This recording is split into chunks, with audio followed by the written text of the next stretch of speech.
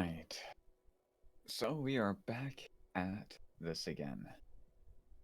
Uh, was not feeling so well last time, so I'm excited to properly explore Suntown with you. When we last left our hero, they were taking a much needed break, sojourning in a timeless demiplane known as Suntown. This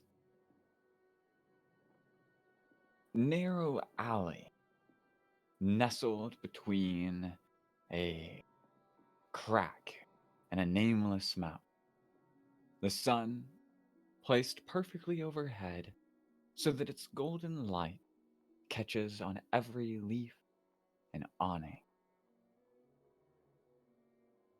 This place is narrow and winding, but not a bit of it feels dark or shadowy. This ambient midday, timeless summer glow catching on everything you see. The group were met by a small pixie guide that unfortunately had to leave as it informed them they were quite busy, what with the coming festivities. And so, with a cursory introduction to Suntown, they were left to their own devices. The heroes decided to first visit the abode of the Enchantress, a storied mythic figure who is believed to have founded Suntown themselves. However, they seemed much younger than you anticipated, and the group was caught off guard as they recognized a familiar visage. Wearing a white feathered cloak, the group were immediately brought to suspicions of this figure, who didn't seem to pay them any real mind, at least not the type that someone would pay with recognition. In fact, until they recognized that there was a seer amongst the group, they seemed to largely dismiss you as just being another group of customers. However, once they did, they offered a free vision, a vision that ended up leaving Hanu feeling a little disconcerted as she muled over this mystery. The group exited out, realizing that they had lost paths with Gwen. They momentarily split up, a couple going to seek out Lady Gehenna, a fae that held an abode nearby the Enchantress's house. Hoping to find some leads on a few mysteries, the group unfortunately found that her prices were both strange and steep. Instead, they met back up at the Overlook, a massive acacia tree perched at the top of these cliffs, its branches bowing across all the way to the other side of this narrow, twisting street.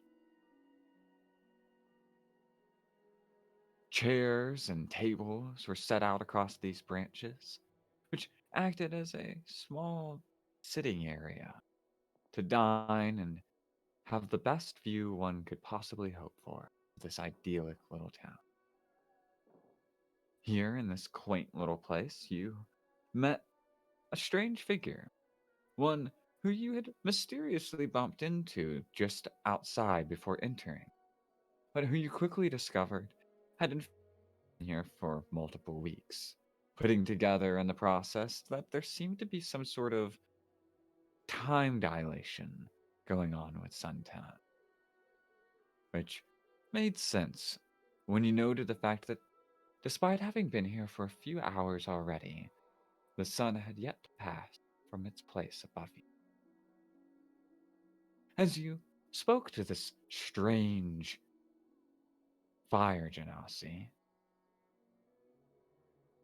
you got comfortable and helped yourselves to a hero's feast before setting out into the streets to seek new leads in this time stopped town.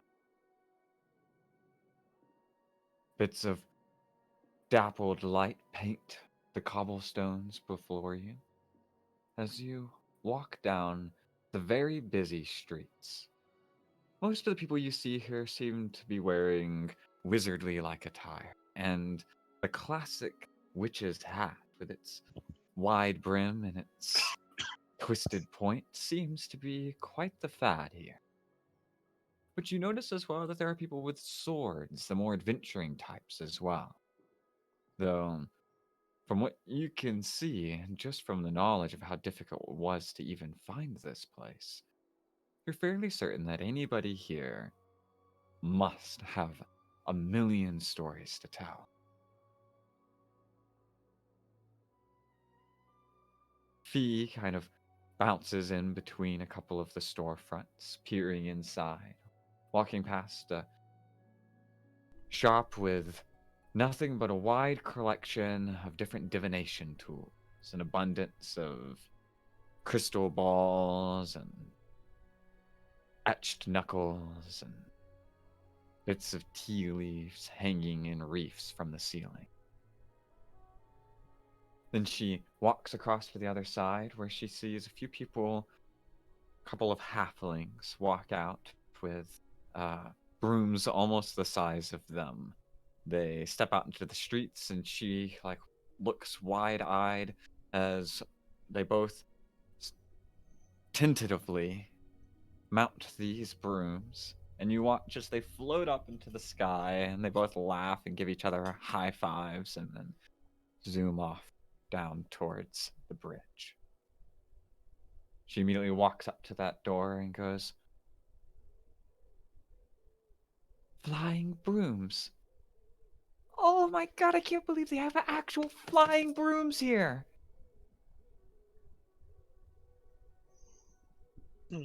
She runs right back over to the group as she realizes that you've all kept a pretty steady pace. And she's like, "Isn't this place amazing?" It's definitely magical. It is quite nice, though. I mean, I have heard some stories from Gran about this. I want to see if actually some of these old shops are still around. They might be. Who knows? This place doesn't seem like it's aged in years in the way time kind of flows in here. Yeah. Who knows? I mean, actually, somebody might remember her. I mean, that's quite a statement in and of itself. I wouldn't have put it past it. Yeah, who knows? But eyes are lingering on the crystal balls and just cocks like her head about, like shakes her head after a while. Deliberation of, I'm pretty sure it's gonna be marked up, but here, she'll take Fee aside a little bit. Do know that we're planning on branching apart momentarily to look for this pyralisk. But I need you to make sure this group of troublemakers, point over to Zale, and a little bit to Liza and mutter, curiosity gets to her sometimes. Need to shepherd them in. If they get a little bit too rowdy, they're going down a very interesting path, okay? Can I trust you? You can count on me. Alright, and I need you to also guard this little guy. And she will hand her Hanuamaka again. Puts him right up under her shoulder, gives him a little scratch. Yep, you guys are gonna have some interesting stories this way, so I want him to experience as much of Suntown as possible. She'll give him a little scritch as well. No. You two. The rest of you guys, hope you find that perilous. Ember. Mm-hmm. Wish you luck. Just gives you a nod. You have Hanu's arm and Gwyn with you. If anybody could track down that bird, help you track down that bird, it's definitely them three. So, and I guess we'll meet back in the same place we last left. Tavern. Good meetup. And we still have communication devices, so Mm-hmm. if ever there's something that pops up, just Yeah. call us. Right. I think we're fine. We're safe here. So I Oh, don't think anything bad's gonna happen. okay. Just in case. Roger Alright, that. well. Alright, Team 2. Let's go find that gnome. And so we'll lead them off. Okay. Right. Team Spitfire. Let's go find this Pyralisk. Yeah, let's see what we can do. Bye bye. Any idea? Where? Oh. Sorry, What do brother. you mean whispers? Fucking figured. I Of figured. course. Figured. There's a reason why she wanted to be alone. Of course. Loader I- teeth. I should have emphasized Loner. Hold on. Yeah, you should emphasize it. With quotation marks. uh.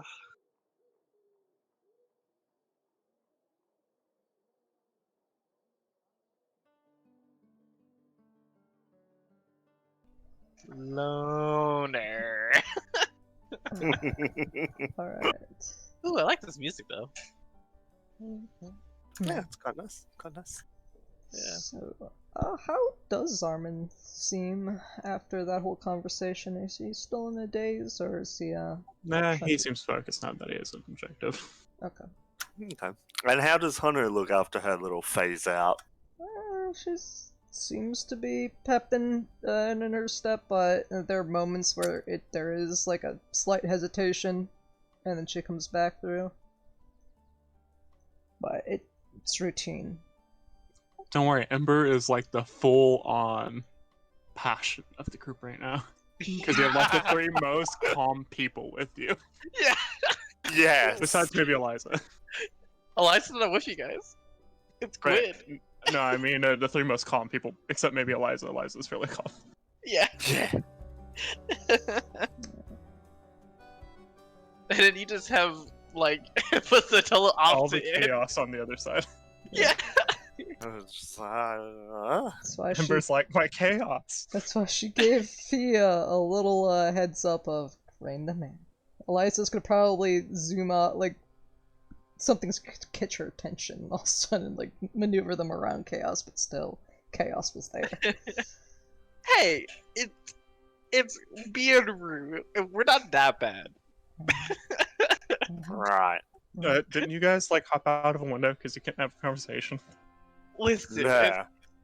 we've grown up a lot since then, alright? We're not gonna jump out another window to get out of a conversation. But Well, if there's like To be fair, you were talking about kissing her sister. Yeah. Yeah. a... yeah, it happened. Yeah.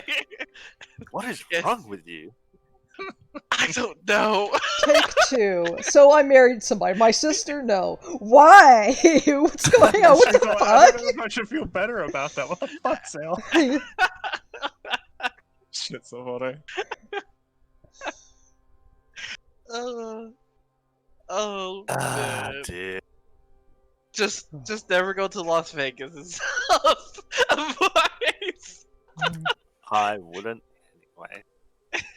Weirdo. Now to go back in character.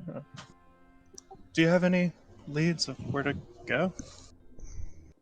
Besides, I believe you mentioned that one fellow. What was his name again? I am completely unsure of names.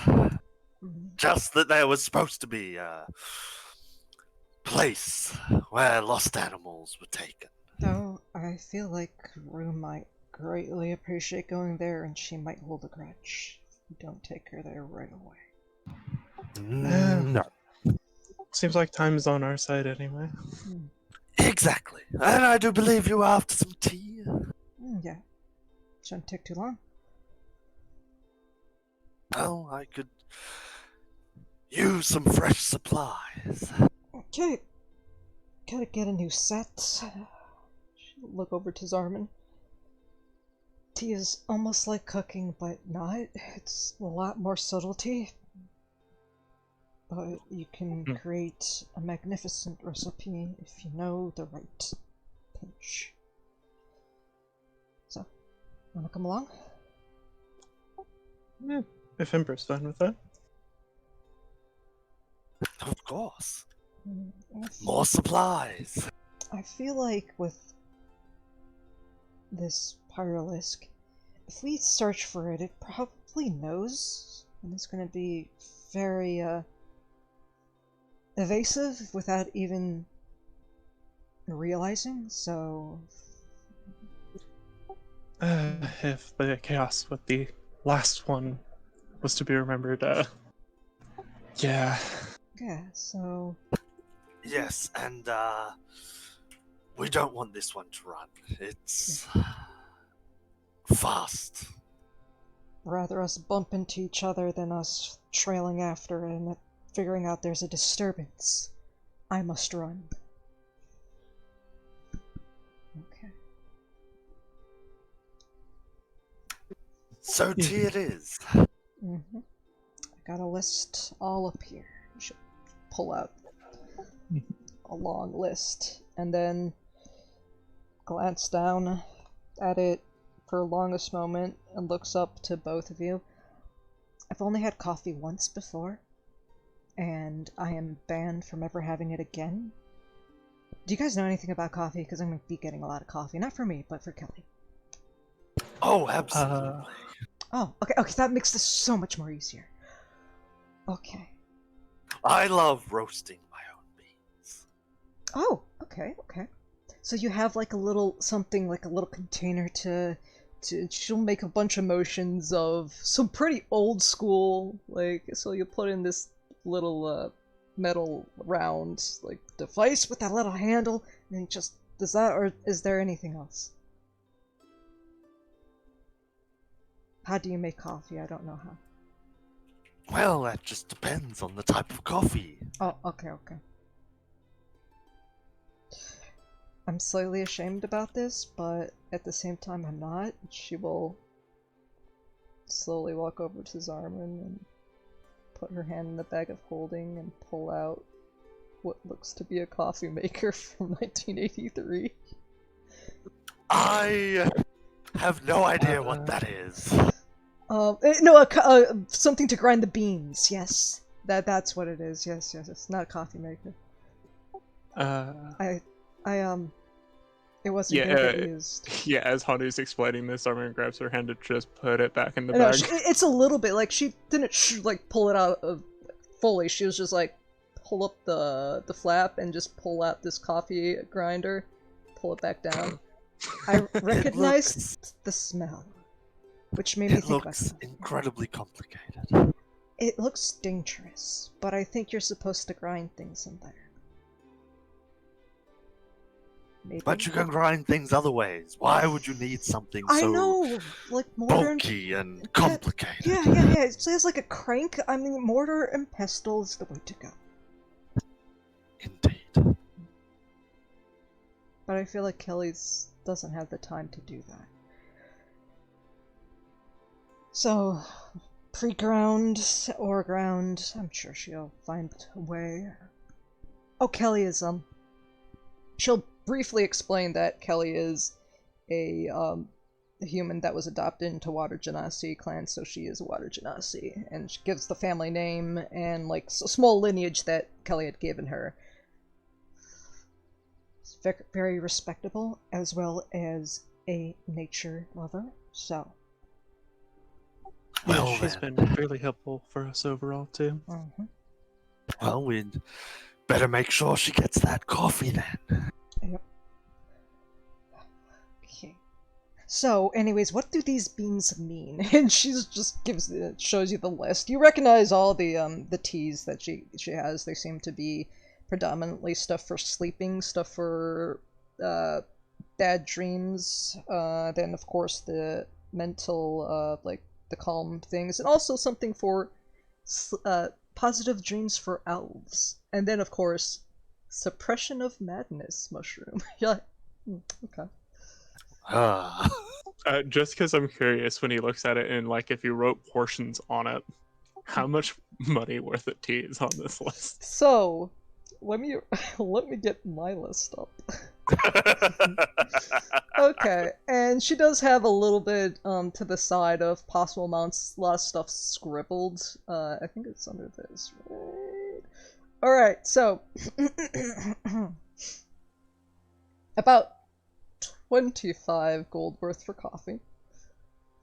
But then we have about like 43 golds worth of tea.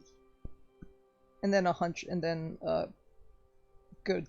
golds, like really, this is the gold set that can brew up to like 8 cups, I think. So very expensive gold tea set. Then she'll also see something that's really scribbled down to the side. If you looked at it closer, there seems to be a few doses for stuff to bolster health, and then extra lotus tea. Which is extremely well documented. Just because I think you'd be familiar with the total amount of money being spent on this list. Yeah, it's like Bad lots. And then 30 gold of incense. So like yeah, about it's close to like 70 gold worth of tea and coffee. And then the set and incense on top of that. Yeah, and then yep. It's like yeah. She's looking to set herself up, man. Mm-hmm. Ember would just read over it. He'd squint a little bit, Mm-hmm. almost like he needs glasses. Almost. Mm. Is it not bright enough here? Ah. Fascinating. Mm. Good choices. Mm-hmm.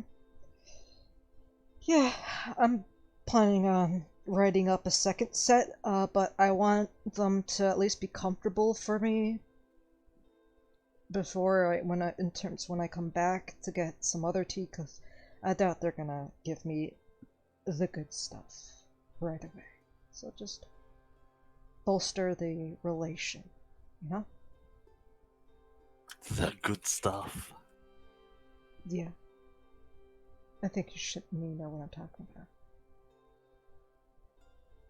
I have no idea what you're talking about. It's all good. Mm-hmm. But, you know, the good stuff makes an emphasis with a little punch. You know, it's just... He narrows his eyes at you. I want to astrally project with Nuthbloom. Cough, she says out loud. Oh, right. Yeah. Yes. That stuff is really hard to get. It only blooms on specific mountaintops at very specific times of the year, so even though it is reasonable, I feel like it's reasonably priced for loyal customers. Yes, that would most likely be the truth. Yeah.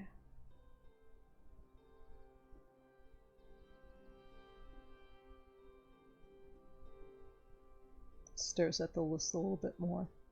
Do you want anything, Sermon?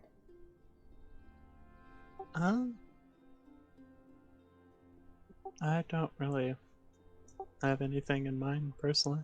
I mean, there's a tea for almost anything. I'm still trying to learn how to cook, so Okay. Well, I already have that set up. okay. Maybe you're more of a coffee person. Amber's gonna look at him for a moment. No, Okay. definitely I not. Okay. I know next to nothing about coffee, guys. I feel He needs something to help him think less. Well, that would be this. She leans over and makes a big gesture right to the lotus. Probably. That's why I'm getting, like, so much of it. How about some of this? Oh. He'll go into one of his pouches and pull out a long strand of grass. And just be like, you could just chew on the end of this. What is that? Styx grass. It's a little sniff sniff. Oh. It's very calming and uplifting.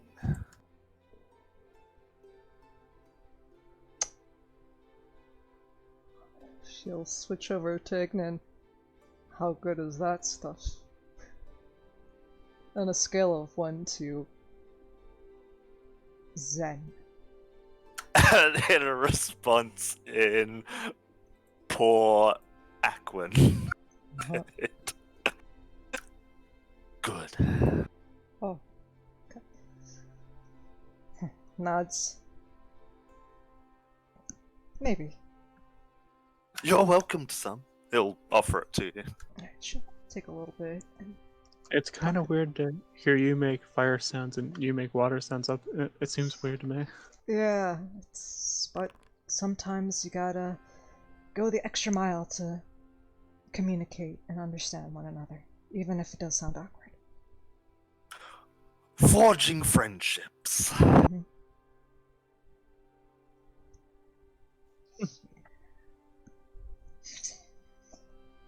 And then she will ask what the other effects of the stuff are. It's like, oh, what is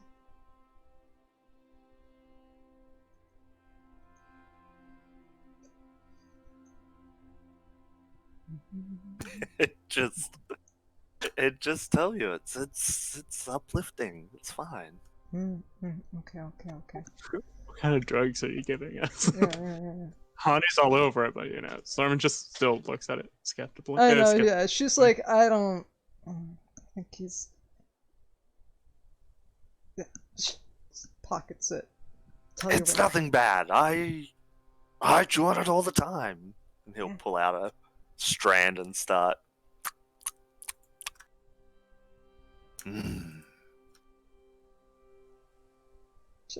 Take a bit, chew on it. I just sent you a message.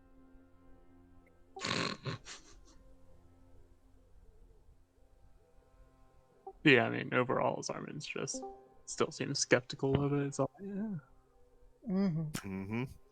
Understandably so. Yeah. Hi, Sarah.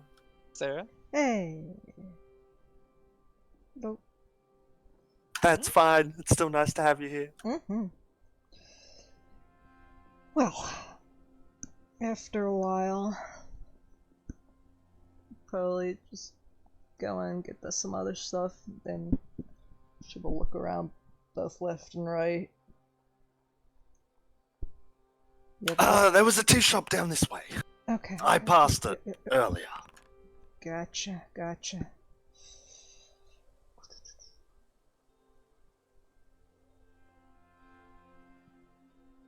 Whispers to you, indignant again. You ever go to the Baltains?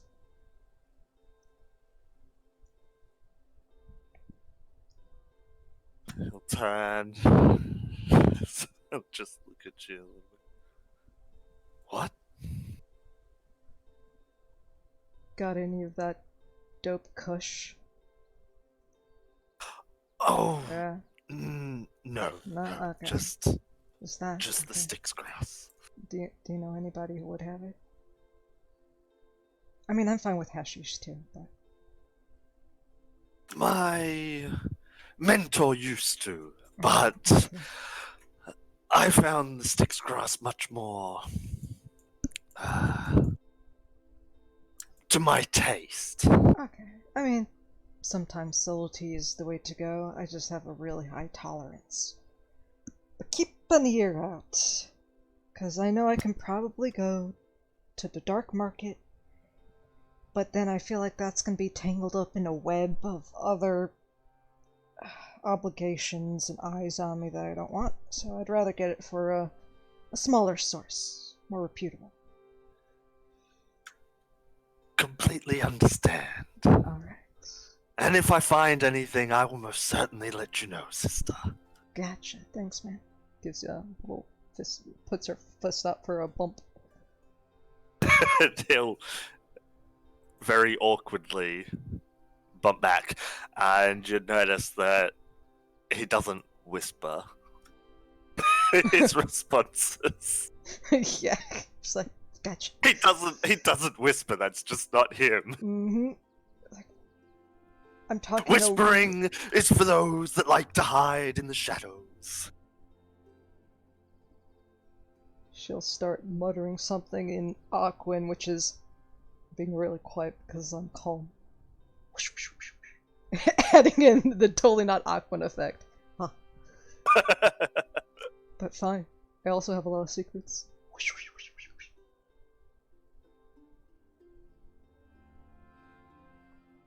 So, Wouldn't that be closer to Orin? Never mind. that is one thing. I've never actually talked to an Air Genasi, so I do know what it sounds like in theory. But I find I have. It's Oh. weird. Oh, okay. Is the grammar the way that it's like, you know, makes extremely vague gestures that seem Orin like? Yes. Oh, Exactly like this. And he will also gesture. It's Wow. vaguely strange and grand. Oh, okay. Yes, it's odd. Okay. Well, I gotta practice then. Gotta fill up those lungs. Okay. Wow. Something you should be relatively good at, I would assume. You'd think, but I still have that heaviness, though. Like, it's the water. It's really hard to get away from that. But the sky and the sea are infinitely connected. Touching yet so far away. Nods.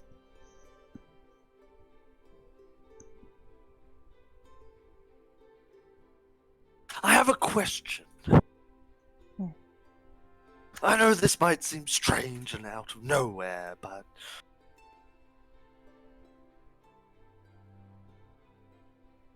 something about you.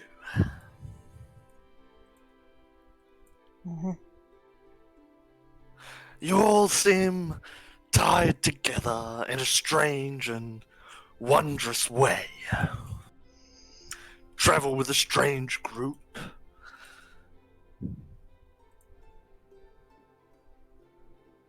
But something about you in particular. Maybe it's just the Genasi in me, the Genasi in you, but there's more to you. Well, I'll have you know, and I will not whisper this. I do actually have.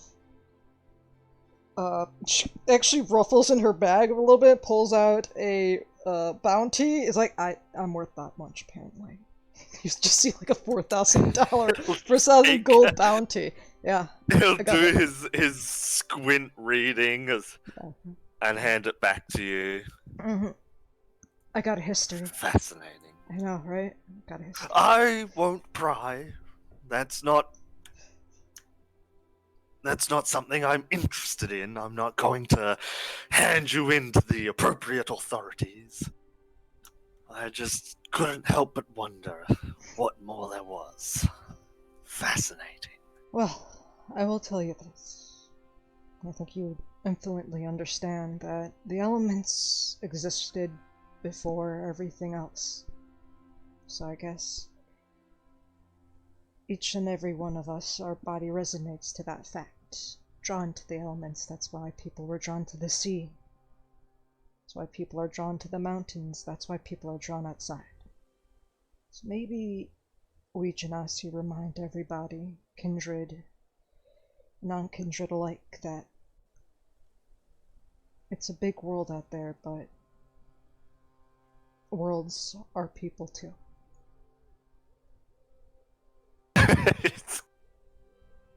That very last bit is just going to tilt his head slightly. And then nod in agreement. He understood what you were saying, but Yeah. the last bit threw him. Yes, Well, people, what? Mhm. And you. He'll turn to Zaman. Hmm?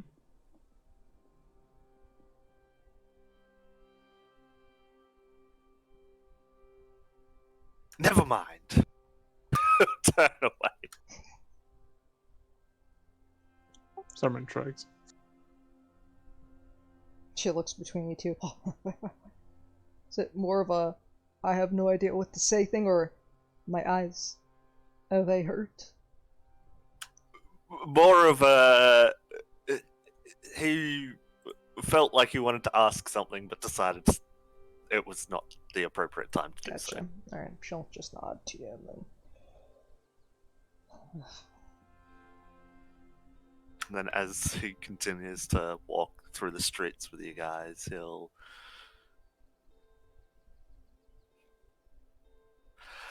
The rest of the group you travel with. The shady one. Mm. I think you referred to her as Babette. Mm-hmm. There was something awkward between her and the other girl. What is that about? Oh. Did they recently have a fight or something? Mm-hmm. Okay.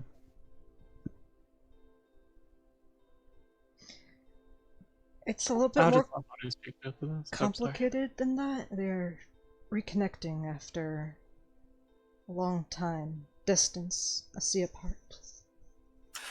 Yes, Babette mentioned something about them having, stayed together for a long time, brought up in the same house or some such, but there was something strange going on there. It's...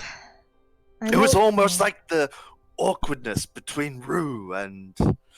Oh, what was the boy's name? Zale. There is one thing that I know through experience, but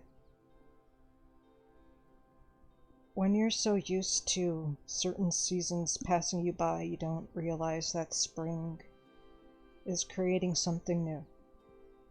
And eventually, I'm certain that they'll both recognize something's about to blossom. Already has. Oh. Yeah, they're really well, I feel like there's some obliviousness in a certain regard, but it's more or less of this is somebody that I've grown up with for so long that trying to figure out what they mean to be back in my life again. Well, if there's one thing I've learned about the sparks that start a flame, Yeah. it's that you can't leave them too long, or it just won't happen. Yeah, there has to be some wafting. Get that smoke to catch the fire.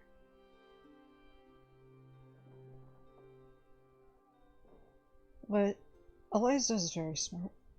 I'm pretty sure she's gonna figure it out first. But it's a big step. You don't want to be ruining something that you've built so many years. You're stuck in the middle of a vast sea of possibilities, but they're on the same boat.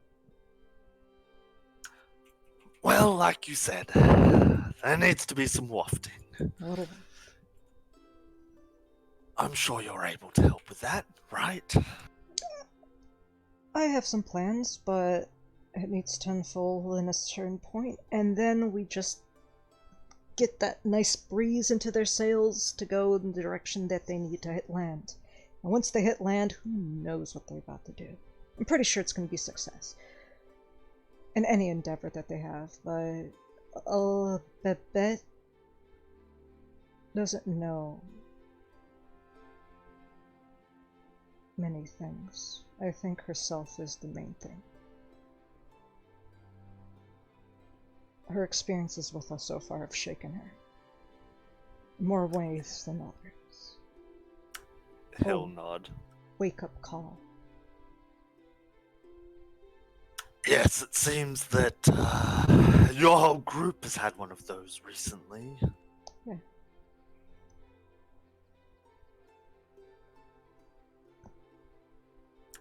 Interesting. Yeah. He'll stroke his non-existent beard as you Sure. guys continue to walk. She'll also do that motion too, just yeah. A little twirl at the end, like tossing over her shoulder. Yeah.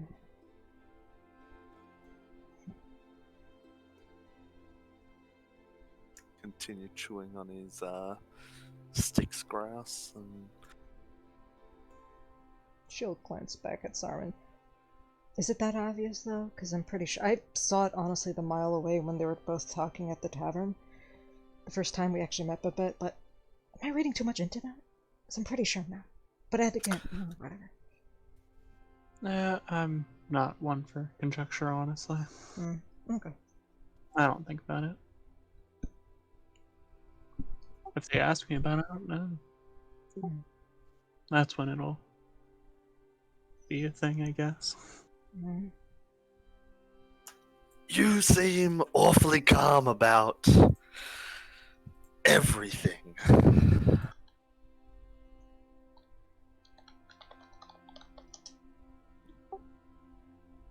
Summer drugs. I rest my case. Well, I don't see a reason of exerting more than I have to.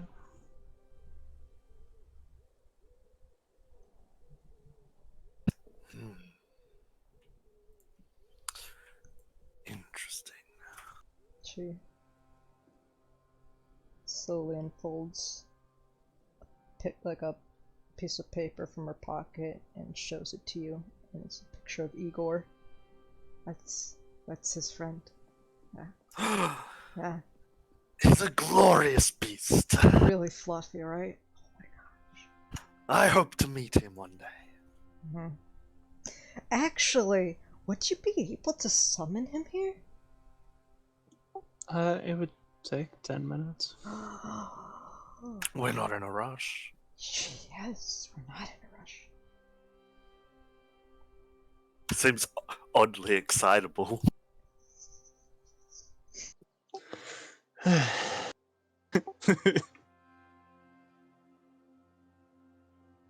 Well, that yeah, I is... actually did prep it. That's what I...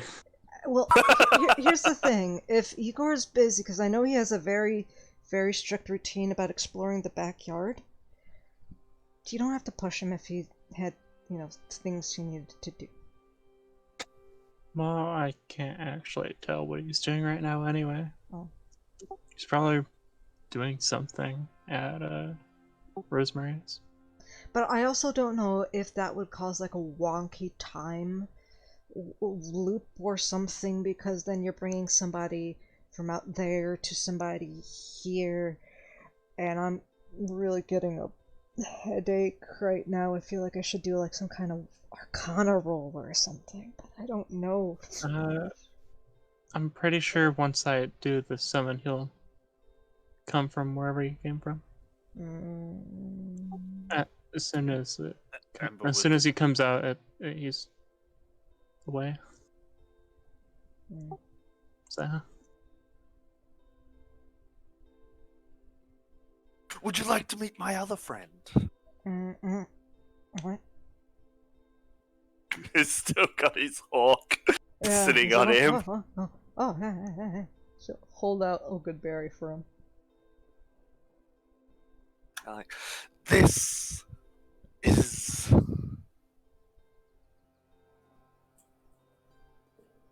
he'll snap his fingers and summon his wildfire spirit, which is like a pseudo phoenix, which is why he's so taken with Victor, Mm. because this isn't a real one. Oh no.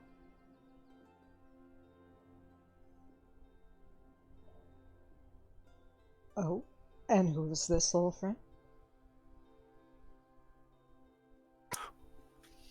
Well, you've met Fury. Mhm. This is Blaze. Oh, oh, oh. He's a friendly little spirit. Oh. Hmm. Looks closer. Just zooming around. Huh. This magic kind of seems familiar. Zones out a little bit. And then comes right back. Oh, so you're a part of a circle. Okay, that's good to know. Huh. He'll nod. Okay. I was just usually familiar that you can transform into animals, but my grand sometimes, and I mean, my mother and my mentor predominantly partook in that aspect. But my gran used to gestures over to Blaze a few times. She also had a flock of seagulls that would carry her up into the air. It was amazing. Yeah. That actually sounds wonderful. Yeah. And he'll clap his hands and dismiss his little spirit. I don't want to set anything on fire. Yeah, it's understandable. But Fee is actually... Oh yeah, you weren't with us when I explained this. Fee isn't just recently came to terms with the fact that she has inherent ability. She's connected to Kishara in a way that many aren't or ignore. So, if you ever want to offer a little bit of help in certain regards, I can only go so far. And I know certain druids can help others druids in different circles, but there's just that moment where you need to understand the methods and the traditions. I only know a little bit of the traditions of her circle. Well, which I think is her circle. I'm still assuming way too much, but... Well, I will admit the traveling more or less alone for the last 5 or so years has gotten quite stale. Mm, I would gladly tag along and assist Fee. She seems a very wonderful girl. she picks things up very quick. She has a hidden talent. Something else is there. I don't know what. But Yes, there is something special about her. a deeper source. I can't pinpoint it. But I think the first thing that she can learn is summoning a spirit instead of trying to meld herself into a different creature. Yes, unfortunately, I would not be able to particularly help with that aspect anyway. I don't want to brag, but that was what I wanted to specialize in back in the day. So, I'm able to turn into this bird here, more or less, but that's it. I cared not for doing such party tricks, so to speak. no, Just wasn't something that particularly interested me. different areas. Being able to turn into animals greatly did help when you were living in the Coder Coast to go to islands so much more faster. I imagine that would definitely be the case. Oh, look, tea shop. Ah, okay, good. Finally. Okay. So, you're going to a tea shop Yeah, I'm just gonna. first on the way there? Yep, just pick up Mhm. the vast majority of teas and coffees. Alright. And that's it, right? What? And you Hopefully. just send me the details on which exactly ones you're paying for. I can go ahead and let you know that they are fairly well stocked. But was there any particular special one you were looking for? For right now, I think maybe things that would be more or less expensive or special would be 15 gold worth of amber and 10 gold worth of kava. Okay, yeah, no, those are both Also. they're readily available. Okay, and then everything else is here. She will have a separate section of those two things that I've written up there.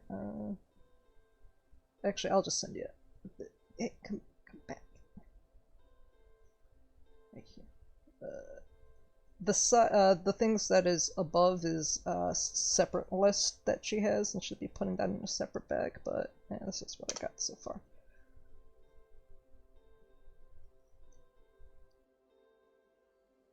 The doses might be a little bit wonky, maybe, but that's the amount of gold that she's willing to spend for it in general. Okay.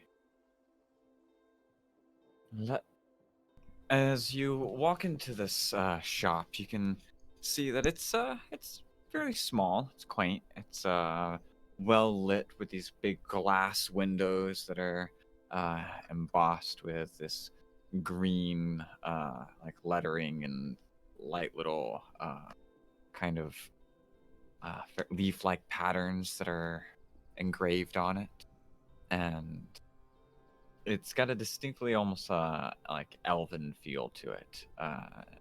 The portions of it definitely remind you of Jiaola, and you've noticed that tendency with a lot of the architecture here that it seems to have like a lot of the pillars and like base structures that you expect out of some places in the sovereign states, especially like the northern colder regions.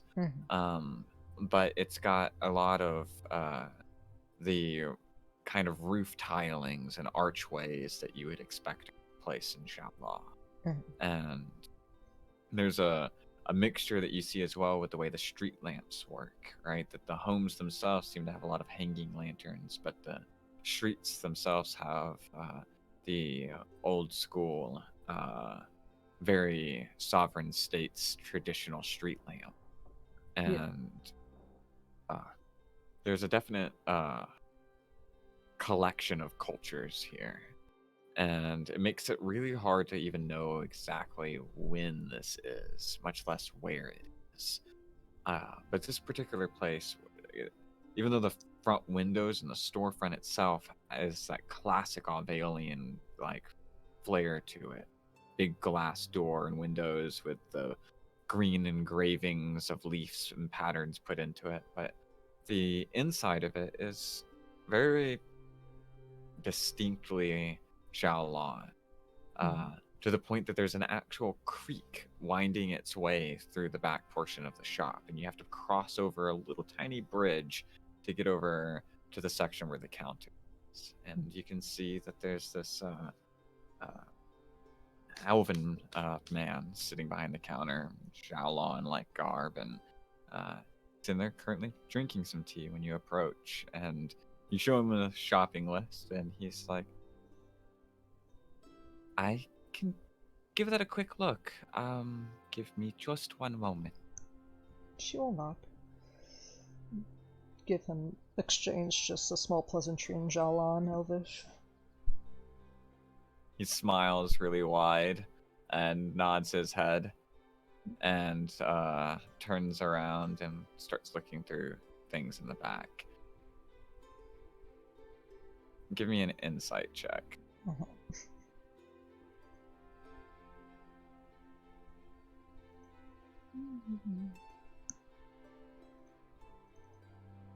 Alright, inside.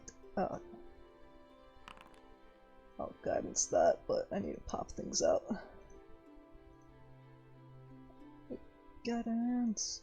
Ah, 23.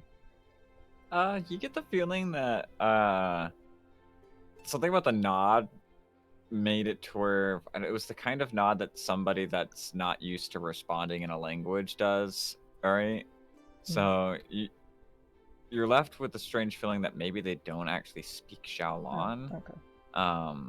But that's immediately like kind of thrown out the window when you see them turn around and all of the labels on everything are in Shaolon. So they start like going through all of the containers and everything looking for stuff, and you're kind of left there for a moment in this quaint little shop. Kind of scratches her nose and remembers that Belisage was able to read in a lot of languages. More so, maybe. We couldn't speak them necessarily.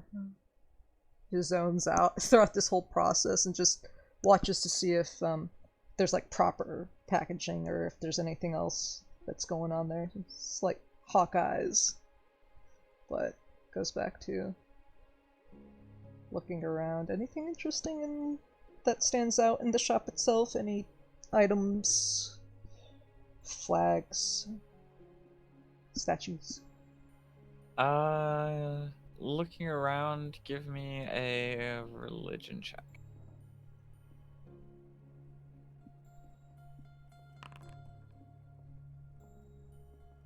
Yeet.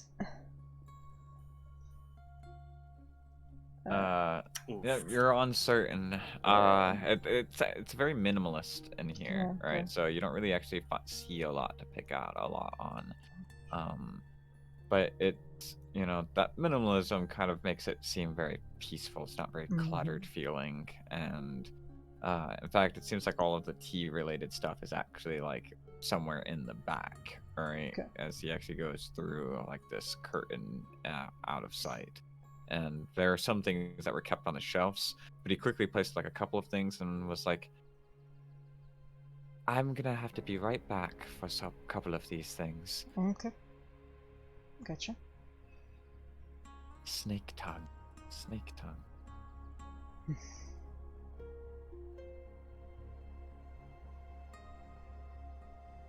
Okay. Start focusing in. Right.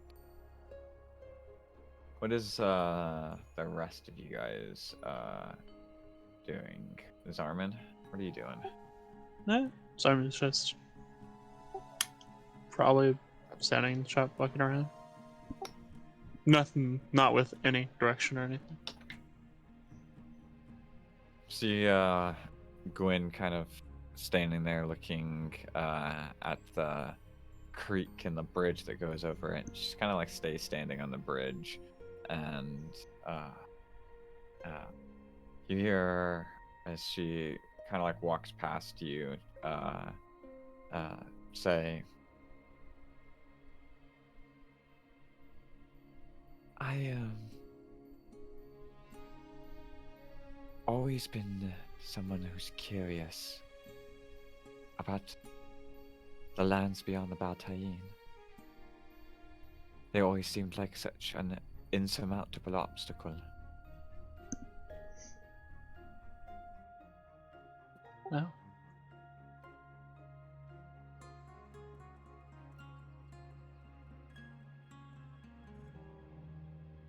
You've never been to the Baltayin or Tlakyesna, your homeland, have you? No, I've lived in the Cuttery Coast as far as I remember.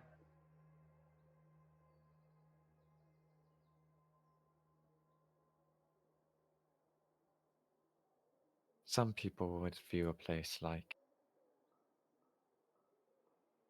Tlakyesna to be, well, she looks around at this idyllic looking place. It's not Shaola. It's icy and it's cold, and its origins are steeped in the slaughter of 1,000 noble beasts. Few people would call that the origins of a good home. It's not exactly, well, again, it's lacking the surface appeal of a place like Shaola.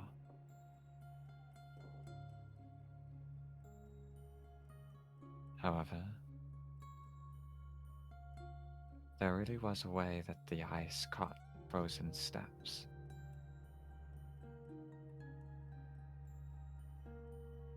Like a river stuck in motion. And you were just walking across water. She looks at you, like kind of looking across the water as she walks across it. And I hope you get to see it.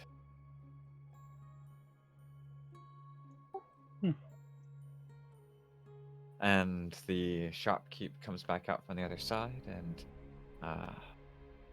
they have this whole tea set with them, which they've put into a box, and they've already kind of wrapped everything up into this big cloth satchel, right? Made out of a nice red silk material, and it's the pretty big boxy shape, right? But everything you would need is right in there. Thank you, my friend. She will give a slight bow. Has the shop been busy with the festivities, or is it just relatively this peaceful? Most people that come here come for, well, psalms and magic brooms, not tea. There's hidden magic in tea. I just think more people need to figure that out. Then again, it just might make this place bustle with more energy than the tea wants. It's supposed to be calm. Yes, but even tea left to steep too long can make quite a bitter, energetic drink. Kind of casts his eyes to the side. Is that more of a shame of experience, or is there a hidden meaning in there? Yes, I suppose it is rather easy for us here to lapse into poetic. It's what happens when you're stuck in eternal sunshine.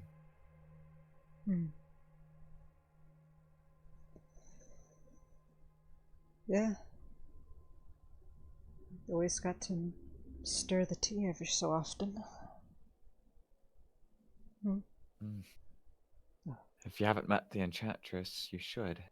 She'd like you, I think. Came back from there, actually.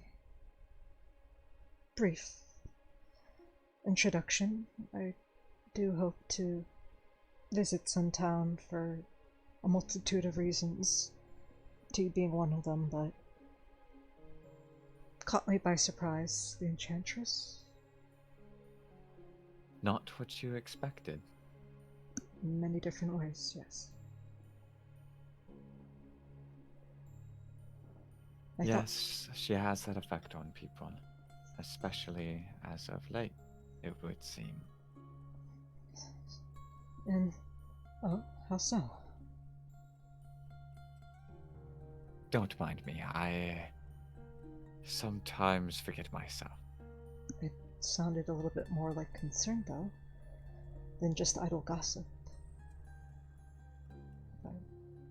You're clearly very insightful and kind. I appreciate the compassion, and in fact, you're right. I've been tending this shop because it was the busy season, but I should go see my friend. It's always good to catch up on old friends.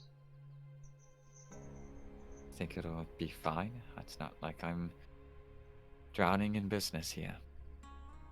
Just put out for fishing on the door. Well, now it's just a matter of your payment, and There we go. She will hand over the payment. takes it. He walks out with you. He kind of like locks it up, turns around, and he's like, "Thank you. I apologize. What was your name?" Hesitates for a long moment, like, wait, what's name?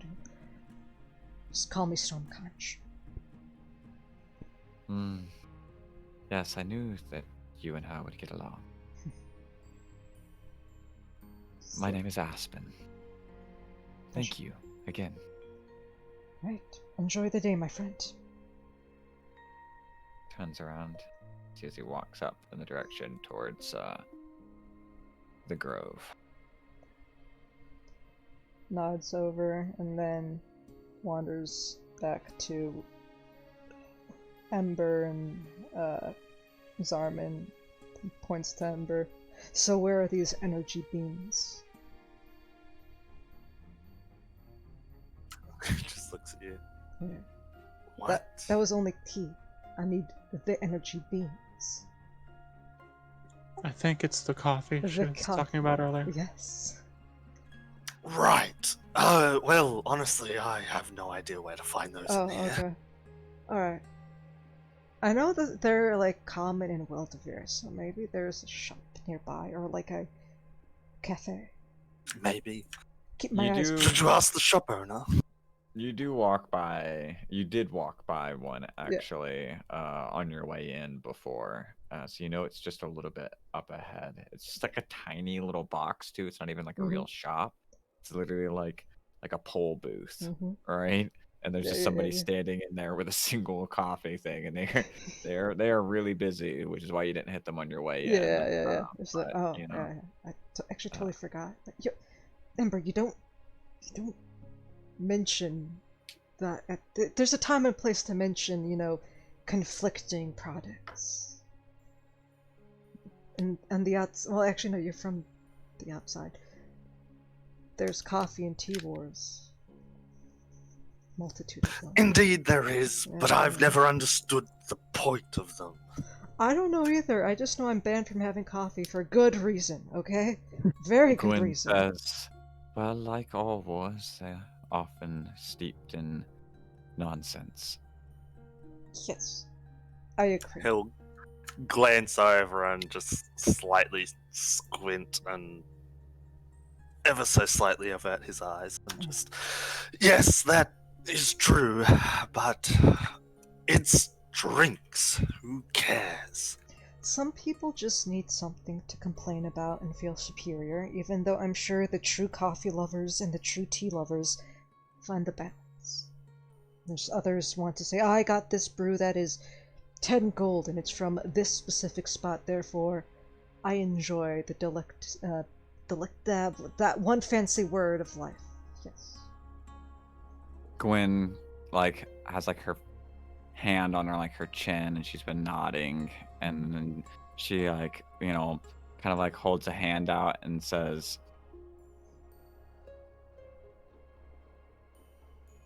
"Ah, shit."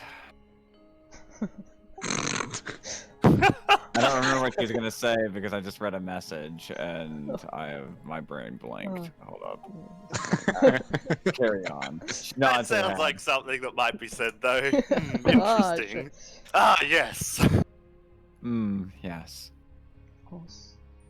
I will say, the first time I had coffee, I did enjoy it. Everybody else didn't enjoy the after effects of me having it, though.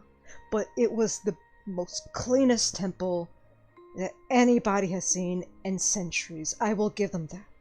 5 days non-stop. I was working. It was amazing. Though I really don't want to attempt that again. I think it might be the same results. It did taste good, though. I did How enjoy long it. ago was that? That was like, I don't know, a decade ago.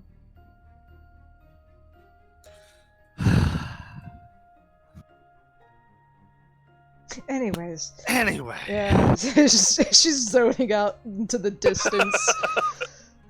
Big sigh. Okay, Where's y'all's next stop? You're just heading straight to the wandering about. Picking up some on the side stalls. She'll be picking up the coffee and the incense and pick stuff. Yeah, Pick bits up and the pieces here coffee. and there. do the rest of y'all's bits and pieces of shopping. Mhm. You find that, it's hard to find like a one-stop shop here in town, so you end up Yeah. just like picking up a little bit of stuff here and there as you go along. And She'll just like try to slyly slide up to a shop with the crystal ball and ask, so how much would that be, kind of thing. Get a rough estimate, every so often stalls that have crystal balls on them. Oh, yeah. You end And up finding that they range anywhere between, like, 15 to, like, 50,000. Like, okay.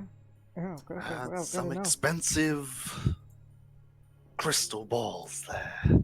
Uh, Why are you so fascinated? If I can pry a little bit more. I used to be a very well-respected seer, and I need to lean into that aspect more often, I feel. His eyes will widen and flare up for a moment. I might. That may be one of the reasons I find you so fascinating. I mean, honestly, I feel like my bounty speaks for itself, but sure, fine. Dramatically glances away. Now hold on, I didn't say the bounty wasn't fascinating. Wow.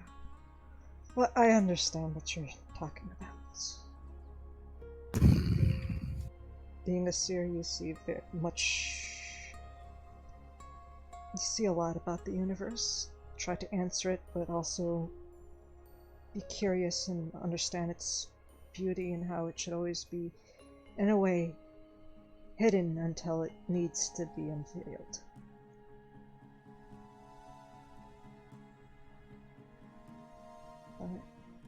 He'll nod. Physically, I'm not ready to accept the burden by myself, so I need a little bit of help in order to do what I need to. Which will be drastically easier if I have a crystal ball. I am very... Eye twitches a few times.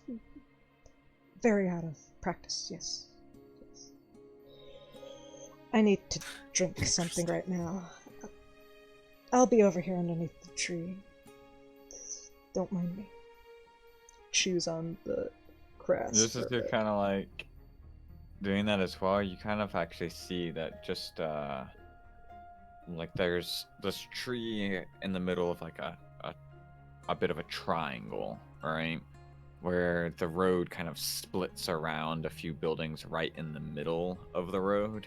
And the building that's making that split right at the end of, like, this little garden copse of trees that you're now leaning up against looks like this big teetering wizard tower, classic style. It rises up, but then perched awkwardly on the top of it is a whole manor, like just like an actual manor house. All right, it's not like, doesn't make sense on how it's being supported by it up there. Like, several of the wings of it are just like hanging up over nothing. But yeah, there it is, and you see this sign right over the arch of the manor itself that says Thaddeus Crane's Haven Home. Haven Home. And a bunch of birds and magical creatures are flying in and out of those windows. She slowly turns to the group.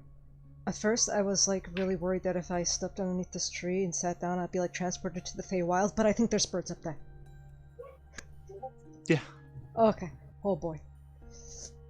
I feel like I need some tea first before we go there to, do very professional questioning and inquiries. She's really hiding her excitement. Right. I think you could probably ask to see the animals. I need to get my game face on right now. It's like a little bit of excitement in her that definitely trying hard to contain, but there's a slight cloudiness in one of her eyes that briefs, like, passively, like, flies by and clears up. I've been walking a lot. need to catch my breath and drink something. But I'll meet you all up there. I could use some tea myself, Gwen says, and she joins you, sitting Okay. by the... She will ask out of the things that she's picked if she wants any of this, but then also bring out some of her own small tins. That's what's left of like the jasmine and the other stuff that you'd add into these concoctions. Okay. Alright, just join a nice little break. And with that, we'll take an actual break, so that we can maybe give Brooklyn some time to like adjust. Wake up and get in. possibly even hop in. Yeah, Hey. exactly. And Hells yeah. And then we can skip over to see what's going on with Team No Monotone, and then we can pull back in Babette with Team No Monotone and Brooklyn, Yeah. and then go to finish up your guys' thing with Ember, and then the group can meet you guys finishing up with Ember. Hells yeah. I did get some tea for Babette, because I most likely would have asked. I would have shared, Yeah. hey, I got this. I know I'm doing this because I'm bad at talking, but you're pretty good at talking, so I want to be even better at good at talking. So yeah, she'll set aside Babette's tea, and then set aside the other specific tea, and then jam so much tea into the bag of holding right now, like, yeah, yep, don't mind me. I'm gonna eventually get my own bag. And doesn't that one give you advantage on Yeah, persuasion? Persuasion checks? checks. Yep. Yeah. The way I like to think of that, because you're doing 2 rolls, and so naturally, like, it's just like there's one thing you were gonna say that was one roll, and then there's another thing you say we're gonna thought of that was the other roll, and it's just you choosing the better of the 2 thoughts Yeah. that popped into your head, but you only get Hell 2 yeah. thoughts. You know? I love that. Love it so much. Slightly hallucinogenic. So you're like, whoa. I see the good options, the good vibes, man. I think Gwen would have noticed that when she mentioned, "Oh, I hope you get the sea track yes no one day." So I was like, something about that seemed to bother Zara a little bit, but it's something about it just made him uncomfortable. I think is a better word. Yeah, because he has seen Drakus and Right. the frozen steps in his dreams every night. Right. Oh dear. Yeah.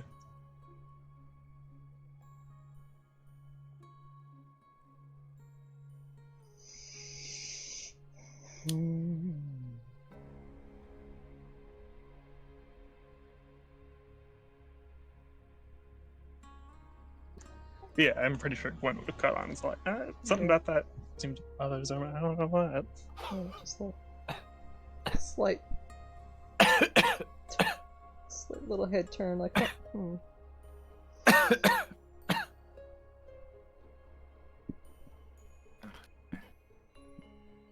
Stand up. Stretch. Oh boy. Having fun listening in, Sarah. Because she hopped in right when fucking Ember was passing his drugs around. And I that don't know shit what was you're the talking funniest. about. Ember would never do that. Ember is a good boy. What was this about a happy stick? It's grass. What are you talking about? It's grass. Hey, Yeah. just chewing on grass, Oh, mate. what's wrong with you, man? This guy. Wow. Oh, And then wow. Hadu asking about the good stuff is where Sarah was fucking dying. No, Because how did she word it? In fucking what's the fire language again? Ignan. Ignan and In Ignan, do you know where the good kush is? That shit killed me. yeah. Oh man. She was gonna offer to trade, but it's like, oh, he doesn't have that. Okay, I'll keep that in my side pocket. She's got some Cracks me up. gentle drugs right now. Nah, I just got this stuff. This is all I need. And then Hadu asked if you have a dealer in there. Do you know anybody? Like, she's like, I feel like I could probably ask her on Suntown, but they don't know me yet, so I don't think I'd get anywhere. I loved Aspen taking your whole little, like, you know, insight thing and being like, you know what, you're right. Mm-hmm. That whole conversation was very nice. Mm-hmm.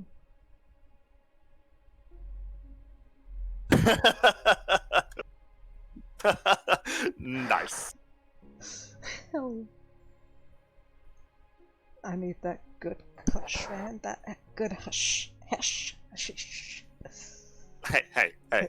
We're not doing anything Fine. untoward here. There's nothing to disapprove of, alright? Mm-hmm. Yep. Right. I mean, the problem is Harmon is just not a fan. Yeah. She's like, I'm not. I definitely don't like peer pressuring, you know, so if he doesn't feel like he needs it, I'm not gonna tell him this is what will work. Yeah, no, absolutely not.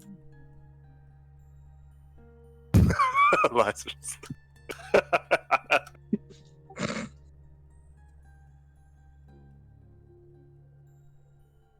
Yeah, we're on the other side of town going, something's wrong. Someone's up to something. She's like writing something down on a notepad, just stops, looks up a little bit around like somebody called her name. She just looks behind and I don't know. Yes. Someone's buying drugs somewhere. No, somebody's talking about illicit substances. God damn it. Ah, jeez. You know, Ember and Honey, man. So It's good. glorious. If you did actually have something Fire in a and tray, water. you'd figure out that some of the stuff she's got in there might be kind of powerful. She keeps Probably. that stuff far away, and then the subtle things she's willing to trade.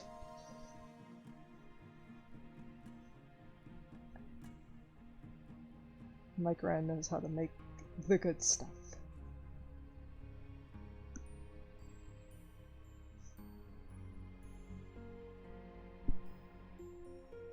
Just glad to be bringing amusement to all the good boys and girls. Mm-hmm.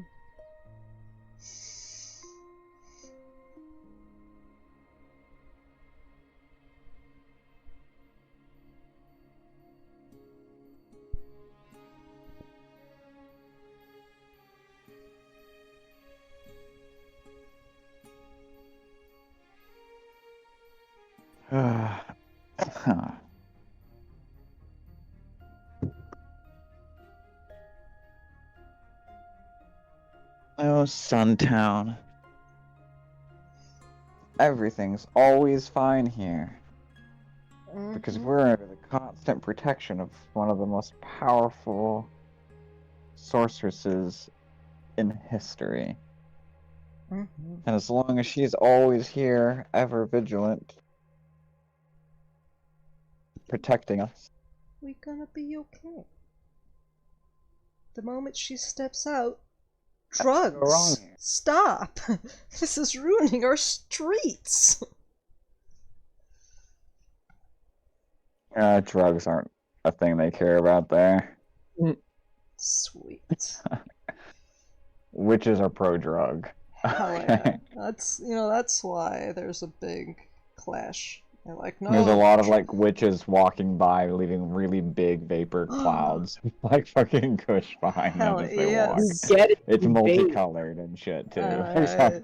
They're witches. They're able to make the smoke even like plumier than it's supposed to be. If They that's change its color and stuff. As like the chic thing nowadays is the really long cigarette holders, right? Oh, But yeah. the cigarette holder is actually magical and it changes the color of the smoke. Ooh. It makes Yeah, the I smoke believe bigger. there's a common magic item that does something like that too. Mhm. Even like you Yep. can make it turn into different shapes of whatever you want to. Yeah. You see them all over the place here. They love yeah. that thing here. Hell yeah. She'd, And you can tell by the smell that it's not tobacco with most of these. heck yeah. So if that's the case, she's gonna just watch to see. You're pretty much at Woodstock right now, guys. And she's gonna get some drugs then after that. Then. Slip off to the Take the side black afterwards. acid. just don't eat anything offered to you by a fey creature while you're here. No, it's not. You'll be Gran fine. taught me well. Oh yeah, hey, by the way, I need you to give me a perception check, by the way. Oops. Just as Ditto. you're wrapping up your tea stuff. Oh, okay. Yeah, so it's Alright. not like right away, but it comes in whenever you come when you're Okay, wrapping up your tea and getting ready to go inside. I had that 1d4 constantly up, so I'm just rolling that for my guidance. But perception, and perception, ooh, 24. Oh, nice. Okay. All right. All right. Noted. Saving that. Okay. Waiting. I guess a little bit later we can discuss about how much the other stuff that she gets, any good hash and kush there, she should totally grab some. Another time. Honey keeps wanting to do things to astral project herself, so I don't know. Oh man, listen, it's gonna take some time before I can get access to those teas.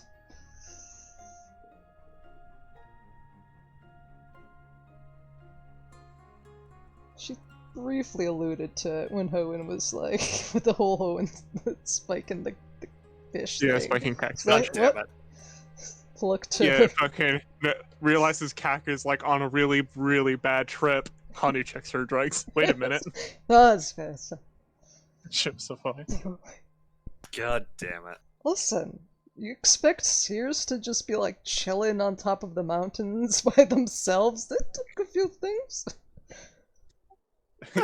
For them I to know expect everything, them they have to see things out of this world, man. So, yeah. No, I expect them to lock away their drugs appropriately so that So- rascals like Owen can't fucking steal them and spike someone else's fish. I know, that's why she I mean, was to like, be fair, it wasn't Hanu's drugs, though. yep. Yeah. It was some other assholes. Mhm. I know, but that doesn't make it any I better. mean, he was a druid, guys. That's very bad. Good shit. Yeah, druid's supposed to keep a hand on where their stuff's at. Ooh. Reflex.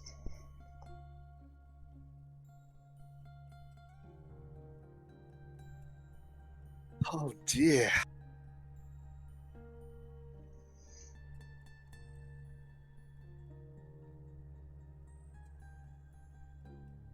Mm.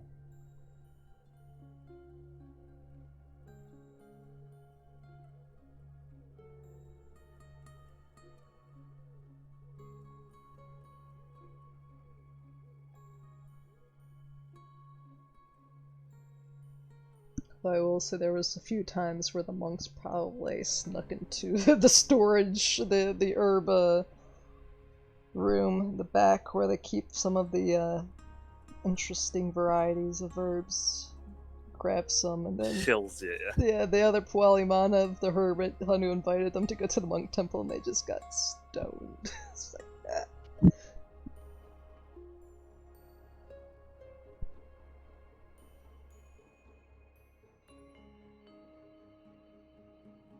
They want to know Vision Quest, guys.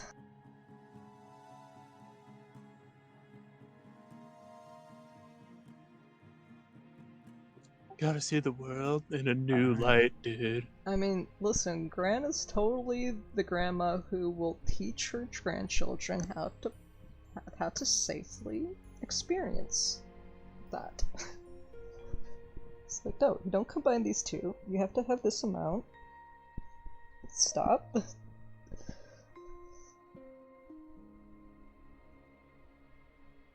Billy, you need to get better at rolling.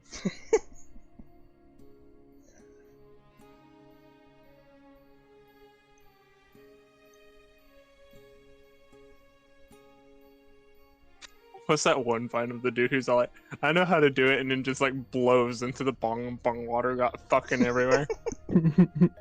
I know what I'm doing this time.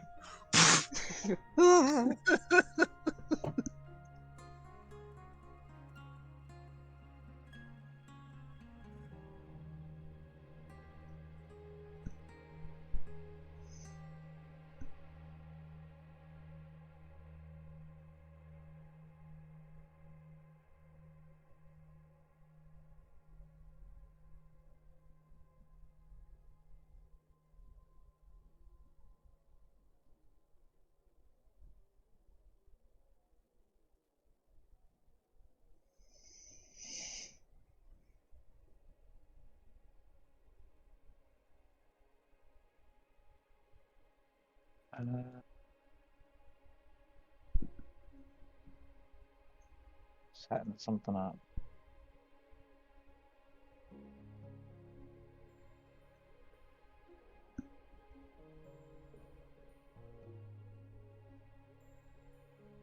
And of course, the Griffin saddlebag has an iced tea potion.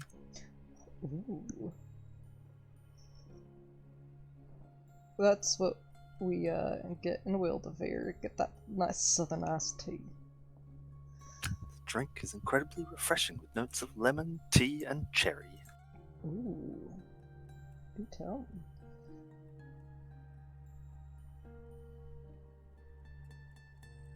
Ah, but it's alcoholic. Haha. Ho-ho.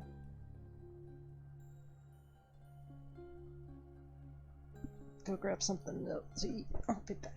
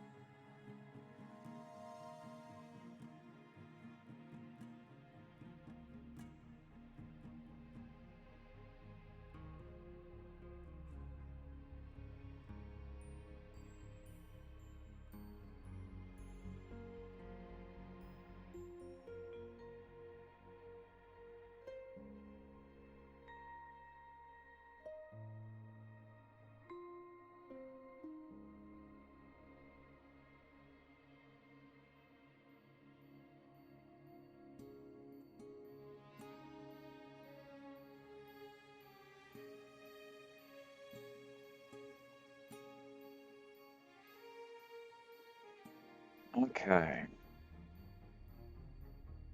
Alright, I'm back. I'm just needed to eat.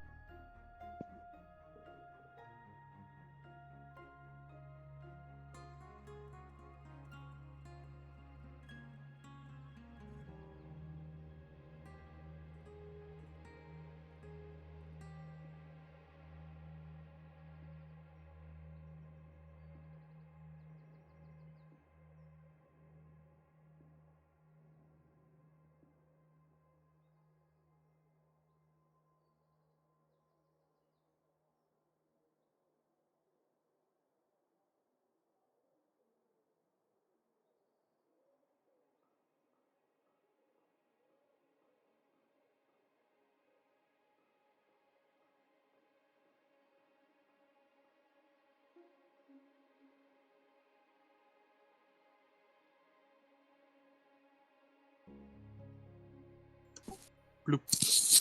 Bloop. Everybody was on break saying, if you would actually hop in. So did I. Nice. 10. I went to sleep at like 12, like in the afternoon maybe. I've been asleep since.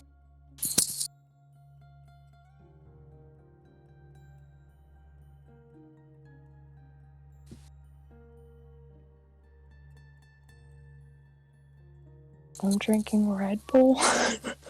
Girl. Getting that hydration up. It's like Red Bull Light with a pitcher of water. There you go. It's the dragon fruit summer version. I feel revitalized. Then when you come down from that high, you won't feel it at all. You're probably right.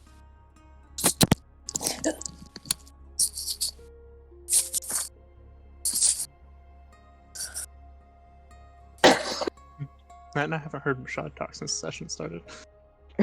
Wow. Been here. Are you alive? I'm alive. I'm just reading. Yeah. I have Enjoyed to the talk learn. Hanu and Ember did about drugs. Mhm. Drugs. I was thinking in my head. I was like, man, talk about we're the chaotic party, but we ain't talking about drugs. We're just trying to gnome. Alright, I mean, to be fair, we haven't seen what's happened with your group yet. that's true. If only Sarah could talk, Liza may have been able to help, but since Sarah can't, it's Ruin Zale in charge of that group. Oh, I know. You get there. Don't worry, it's not to berate you, Sarah, but you know, it's just the thing of you might be a little frustrated if they get too chaotic. Is all I'm saying. It'll be funny to watch to train crash. No. He doesn't do No, this, no. He just playing with you. No, Sarah, you're good. You're good, Calm down. Savage. God. Jesus. Man, turn around on you real quick, though. God. She turned around real quick on you. I know, it's just deal with your life, you know, but you know, it's fine. I mean, overall, if you type quick enough, you might be able to rein it in a little.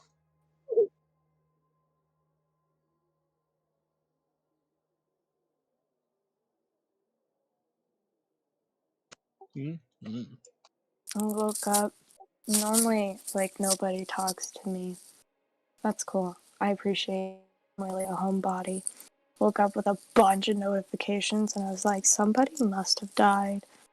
And it's just because I texted everyone before I went to sleep.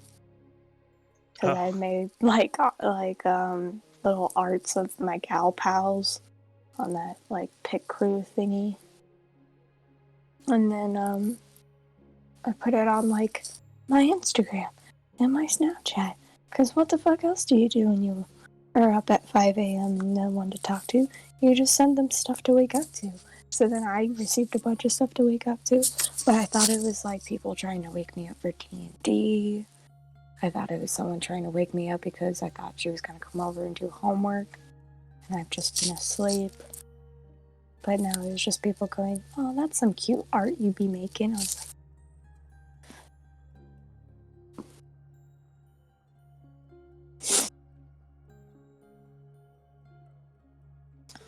I thought it was Chance going, you need to wake the fuck up, bitch. I was like, oh, fuck. Yeah, that's definitely in character, you know. Yeah. That's like every Tuesday morning. He just texts me and he's like, what's your dumbass doing today, you fucking bitch? And I'm like, spaghetti. Yeah, sorry that's Sunday. Not Tuesdays, that's Sundays. Oh, sorry, Of I course, was I don't wrong. expect you to be able to, like, remember that shit. You stupid bitch. Of course, I don't expect you to remember that shit. Savage. There. Every Tuesday is Sunday when you live without sleep boundaries. Time is just a social construct. You really realize that as a nocturnal person. Yeah, truly, honestly. Now I'm starting my day at 10:14 p.m. Damn. Well, you're starting your day in Suntown, where it's always sunny. Sunny day, chasing the clouds away. That's what she's There's no been clouds here singing. to There chase. you go. That's the tone. Sorry, I need to drink more It's Red just a Bull bunch to of stop feet my running breathe. back and forth. They're just down that whole Red Bull. Like, just. The thing needs to be gone in like the next 5 minutes, because that's when we're gonna kick back up on this. And you have to be super positive, Rue. So good luck. You have to be super positive, Rude. I'll try and help build with that energy with being Let me super just positive B at the dance same exact around. time. I'm gonna dance around my room for a second, get them endorphins up. Think about happy things. Ooh, Oh, that sounds like cat video time. Oh, Hell yeah. Send me the memes, y'all. I am ready. Let me pop my knees. Yup. I'm all grandma. Alright, what do we like? We like cats. What do we like? We like dogs. What do we like? We like friendship. What do we like? We like flowers. We like you smiling. Smile hard. Sounds about right, actually. I needed that energy. And Yeah. touch your toes by kicking your legs up to your toes, because why would you go down to them? Everything comes up to you because everything's looking up. We are happy. We are excited to live. Breathing is fun. I'm not existential. In fact, I am full of optimism, positivity. There are no gray clouds because we're in fucking Suntown, Poppy. She's like, wow. Never rains here, and even underneath the shade, the sunlight somehow Oh, clings not to everything bad. with a golden glow. There's no shade here, only love.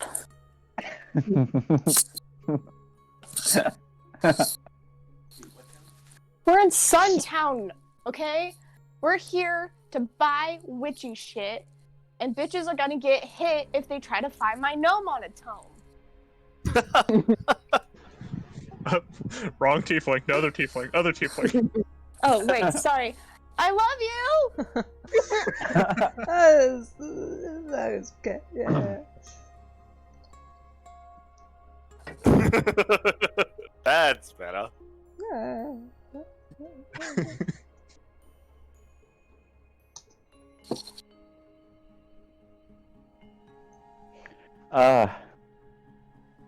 Yeah, so she was all like about the broom shops when she saw them when you guys were going by them earlier, but then the group was like doing the split thing and then heading out to go look for this gnome on a tome.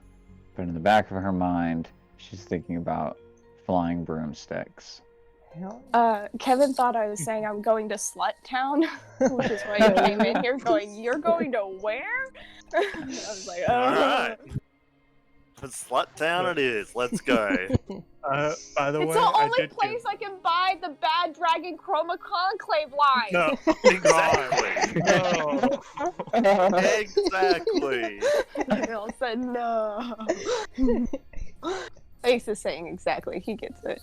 Yeah, I get it. I'm down. I'm down. There's 5 of them. I'll give you Wargall. It's where the dragons in the Chroma Conclave. I'll make you watch the whole first campaign. It will be fine. It's just like 4 hours to 5 An episode. an episode. Times 115. Don't think about it too much. It's okay. That's how much you put into Fallout, so it's like, it's fine. You know you've sacrificed that to something already,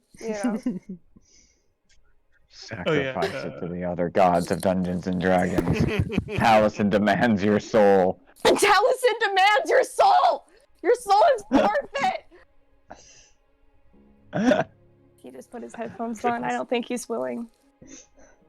A What was it non-believer. I had a dream of that saying Oh, the other day? Allison is a multi-level boss fight. If you challenged him, obviously you deserve to get your ass kicked. Yeah, I'm trying to remember whether or not that's something I actually said or not. So. I feel like you You said may something have actually close to said it that. as the thing. It was Yeah. something adjacent. Yeah, close to Yeah, that. I We're feel like, like- Yeah. I feel like we had a conversation similar to that one, and I definitely. Maybe. Yeah, all I remember was chat saying that, and something about my dream was clearly a multi-stage boss fight, so... If we go to Slut Town, I better be Libby, though. Yes. She's just got to turn into a purple tiefling from all the excitement. By the way, I did give Rue 100 platinum, so I mean, if you actually went into the broom shop, you could actually see them buy one. Yep. Yes, you So are if you now actually walking around looking for a gnome on a tome. Well, okay. I know Eliza's looking for a gnome on a tome. And Victor's Vale out is doing probably it. trying to make sure that Rue/Fee aren't too far away. Because every shop here is like a specialty shop, so like it's literally just like a whole storefront just filled with, for some reason, an abundance of different variations of particular magical accoutrement, from your divination shop to your transmutation shop to your illusion shop to everything you could imagine magic related, including a broomstick shop. But you wandered off away from that one for a moment as Eliza, give me an investigation check.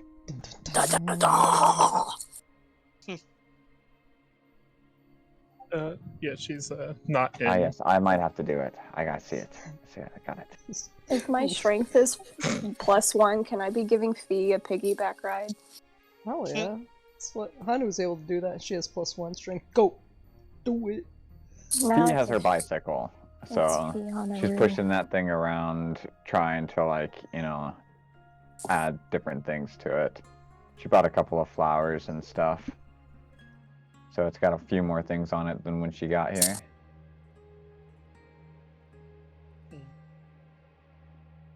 Is there a decoration check I can help her make? A feng you shui can check. A feng shui check?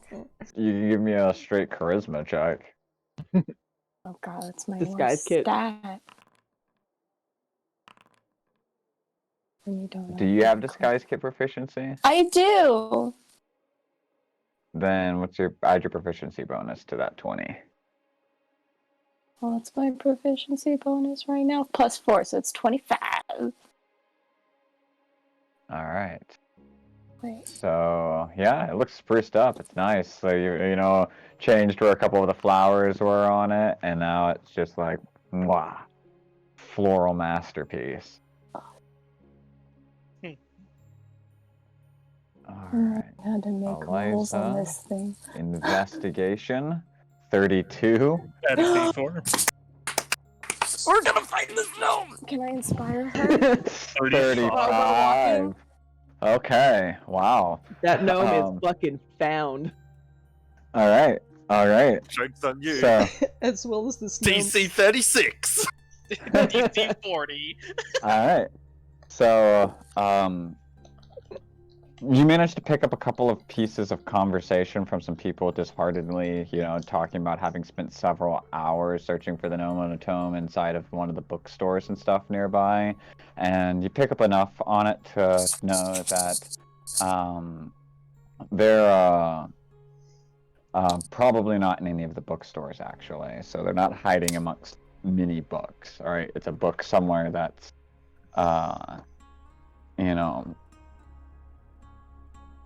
not really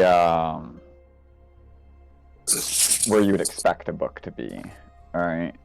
And in that regard, you end up kind of like looking around, And there's a lot of unconventionality about this place, so it's surprisingly easy for things that don't belong in places to be like there for some random reason. And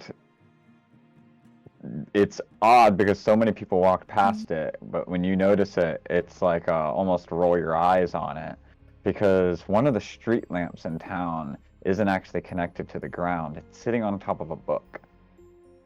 And you look at it, and you're like, okay. And you look at the street lamp, and it's easy to like realize, because the way the light and the glow touches everything, that light isn't actually like real. It's not touching any of the objects around it. And you're fairly certain that that street lamp is an illusion. As for the rules of it, you gotta point at it and go, gnome on a tome, in order to win. So, Eliza, if you would like to type in really big, bold letters, Yes. gnome on a tome. Do I really? Yep. She did it with a question mark. There, as Oh, you that's point, absolutely in character. I'm so confused. suddenly the street lamp suddenly disappears, and you see right on top of this book roll and kind of wobble and sit down onto place a ceramic gnome. Darn it, it's not the actual gnome. Right, hey, you eliminated one of the options, and you're probably gonna have to just do a little bit more searching. But hey, good for you. And, you know, you pick up the little gnome ceramic thing, going, maybe this might be something that's important. I don't know how this game works. You now have one ceramic gnome. Huh. We're naming it Gnome Chomsky. You are with Rue and Fee and Zale. And when we leave Suntown, an achievement will pop. If we carry it all the way out. Mhm. Alright. Is it magical? Wanna look at the Looking at it, ceramic gnome? no, it is not. What the book? The book that's laying on it, looking at it, it seems to be a book of specifically gnome-specific puns. Hell yes. Can I? It's called Ha! Haven't heard that one before. Nobody knows Um, the trouble I... for Eliza, Zell will be like, maybe there's a clue in the book. They might pick out. Pick it up and give me a... wait a second.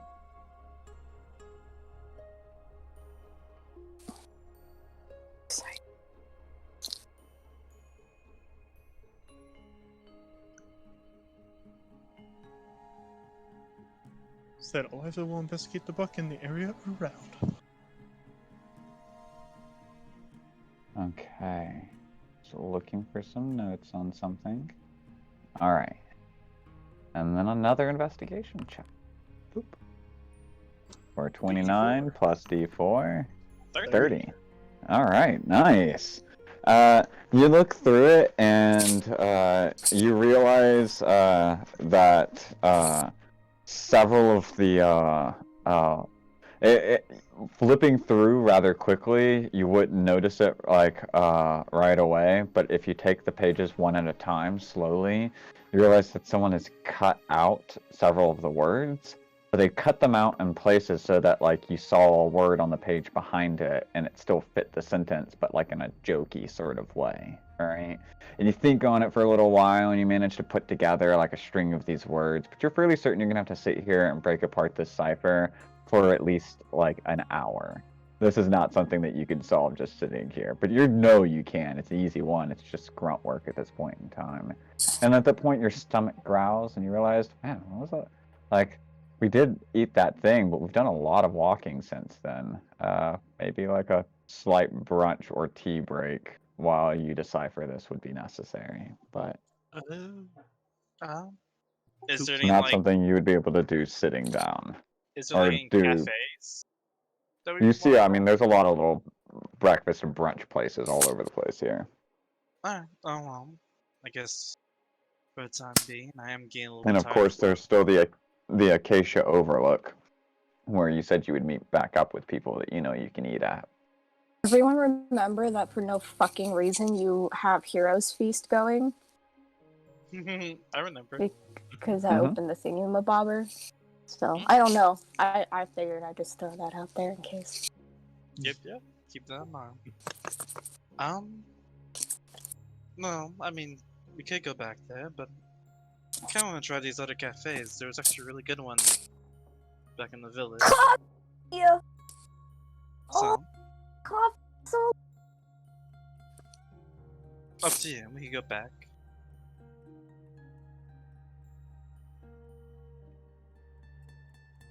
I feel like I could look around here all day long, but we can go back. It doesn't seem like anything's going anywhere here, so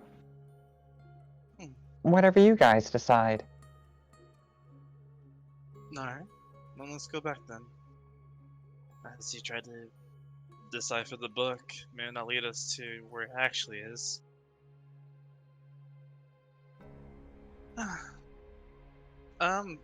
Is there any, like, jeweler place or kind of like just a nice, like, jewelry store?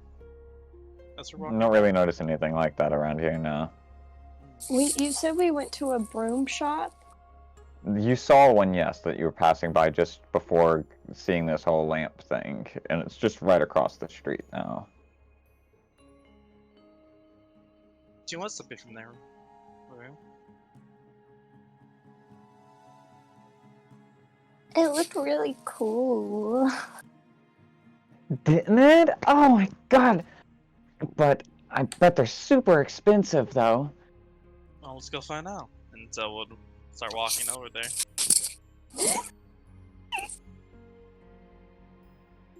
Excited tiefling noises.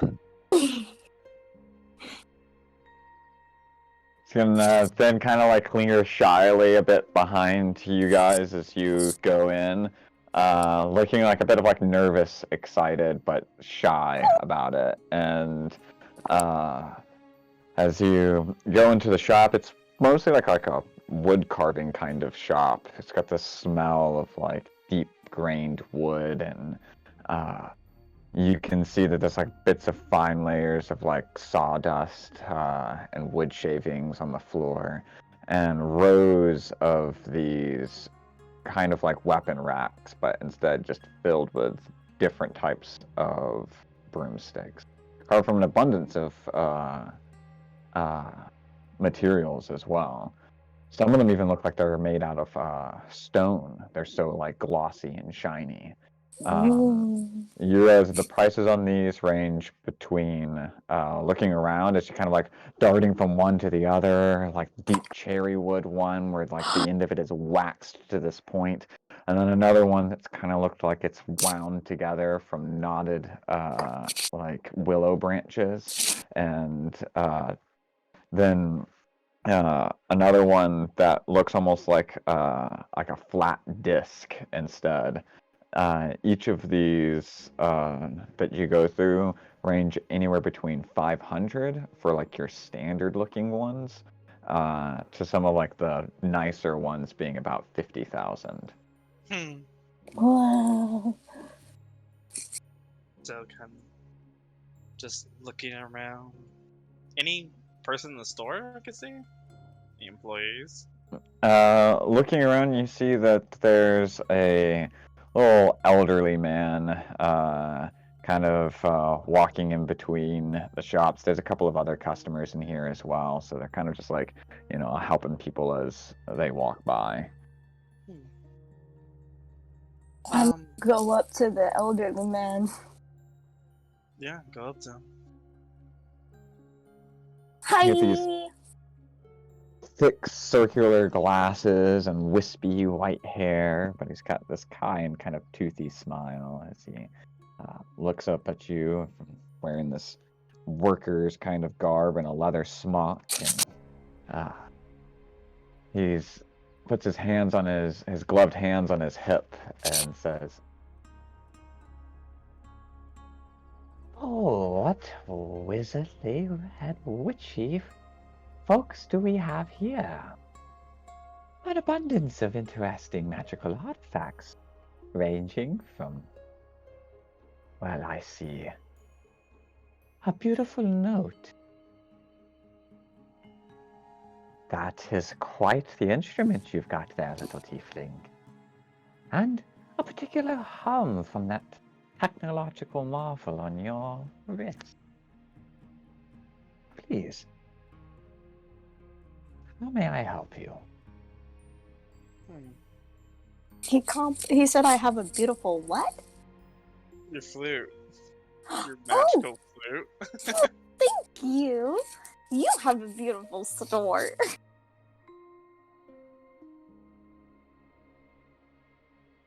Yeah, it's actually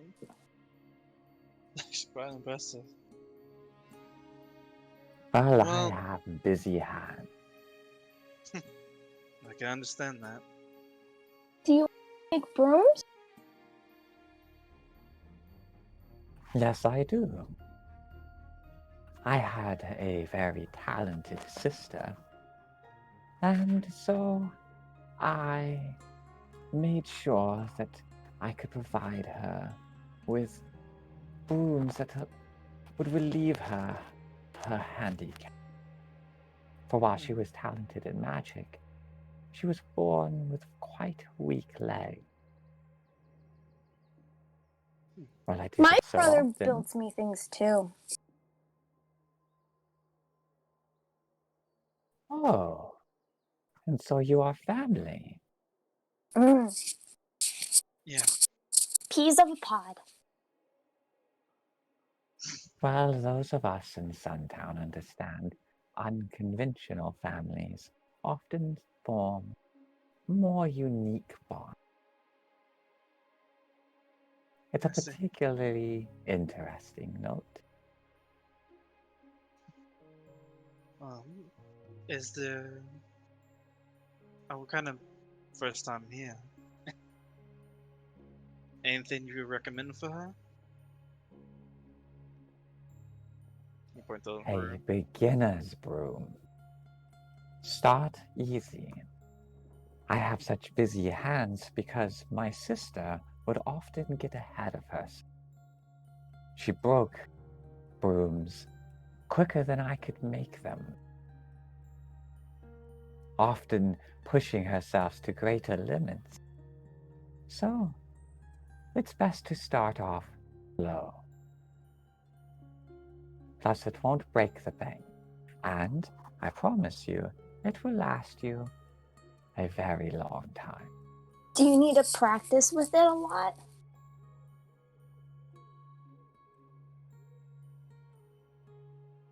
It can help to familiarize yourself.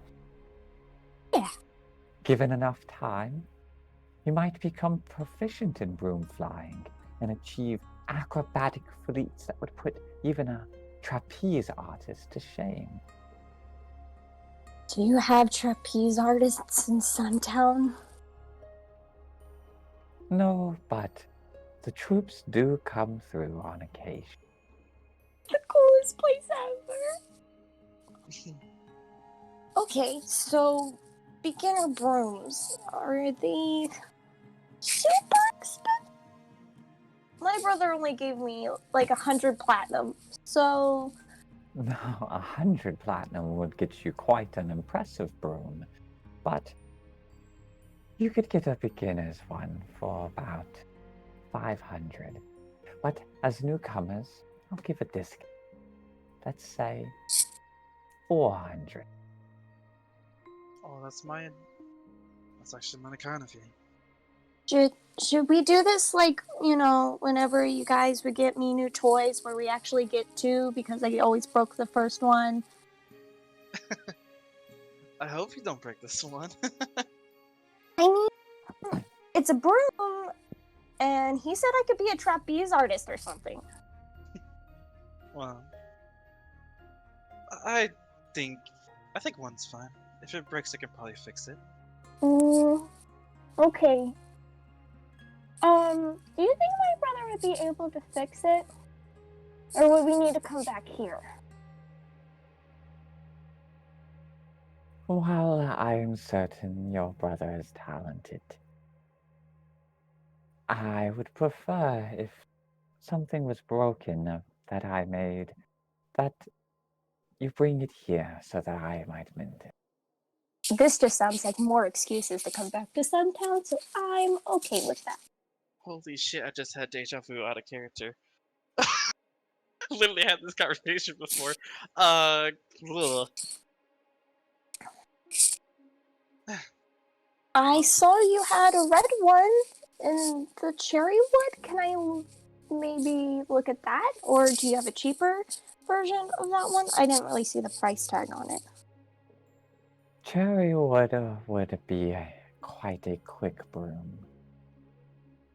Oh, reliable, strong, good beginner's broom. It may not be as pretty as the others. I thought it was very beautiful. You have a good eye. Thanks. You Yeah. have good talents. I do hope that you do come back. Hopefully not because it was a broken broom. Not. What is your name, by the way? I'm Zell. My name is Hatar. Ha. Nice to meet you, Zell. This one kind of caught my eye, and he picks up the disc one. How much for this one? Oh, that one would fall to being 10,000. What's so special about it? Despite It tends to be much more stabilized than your traditional broom. A broom is designed for speed, but this is designed for stability. With this, you could fly upside down and not fall off. Oh, interesting. As long as you are attuned to this, you cannot be knocked off of it. That is actually very good. I had a similar board. It had a different function, but Did you break it? You see Zell looking sad in his eyes. No, someone lost it. I twitch. Yeah, this is eye You'll twitch. never lose your broom, Hatar. Somewhere else far away, Hoenn like stretches and like opens up one lazy cat eye, and then like his ear twitches and he goes back to sleep.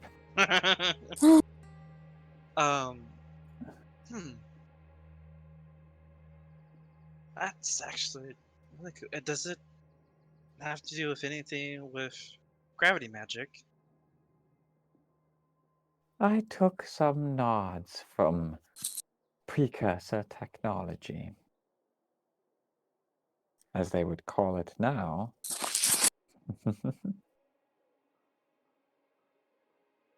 Insight check. Does he seem older than he lets on? Yeah. was about to ask. Suntown, you come in and you just. Yup. Because I'm just curious. Yeah, you're fairly certain that the way he was talking, that he's probably older than precursors. Ah. Gotcha.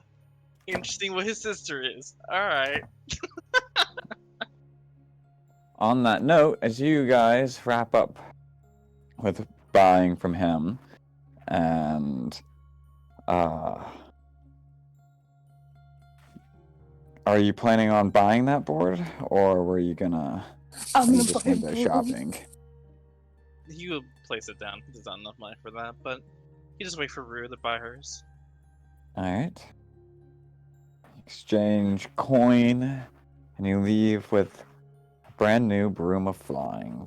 I'm tying a rope to Fee's bike, and I'm just gonna sit on it and kind of go slow with her.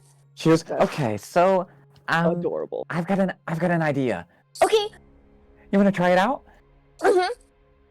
All right. So it might sound crazy, but what if we put the broom like this? And she like puts it like through like the side of the bike thing, like on like the rack of it, where like the water bottle would normally be put through the side of it, all right?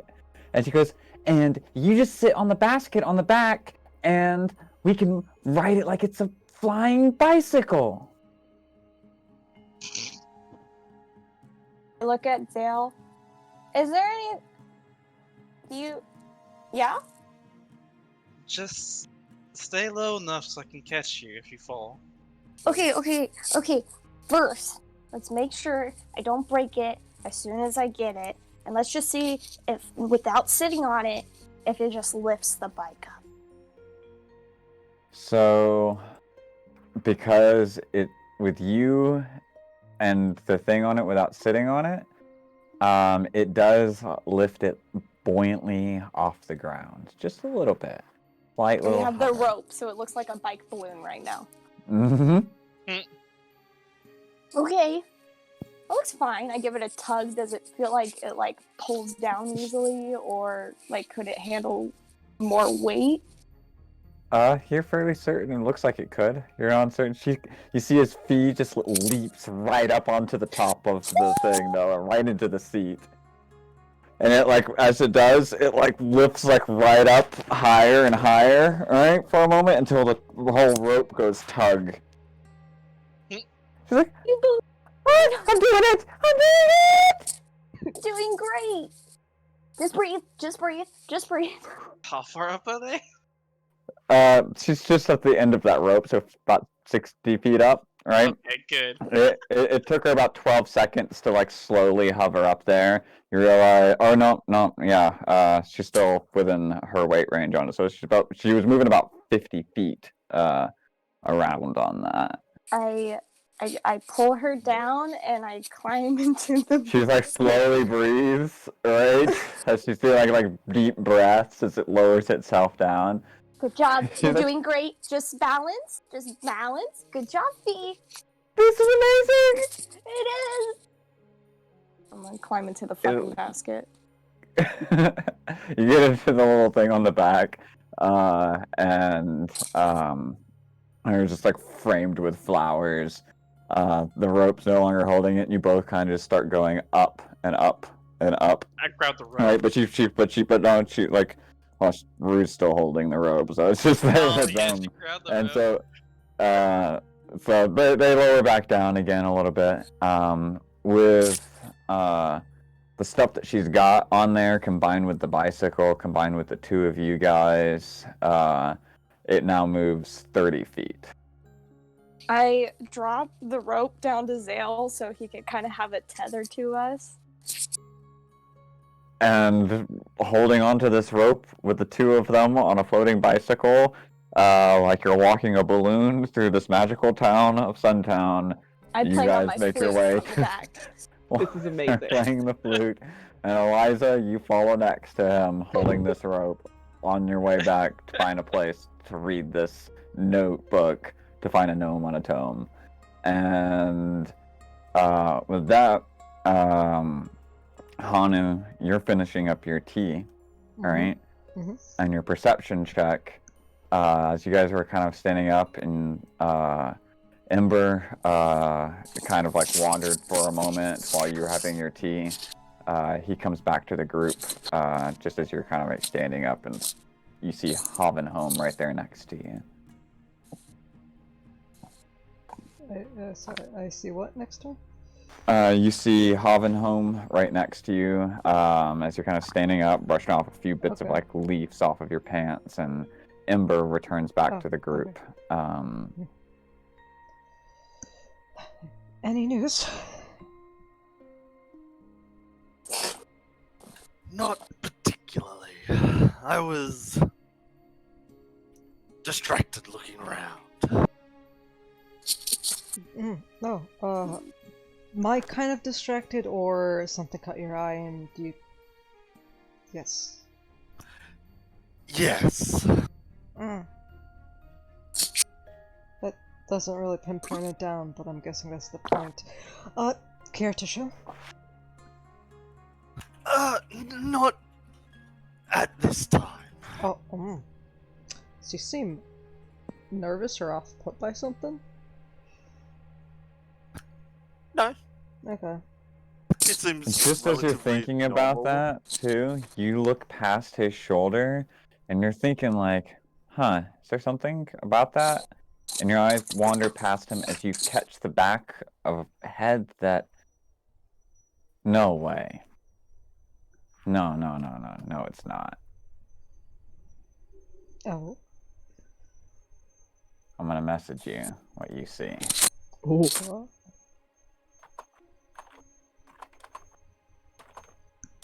Downtown, walking fast, faces passing, I'm homebound.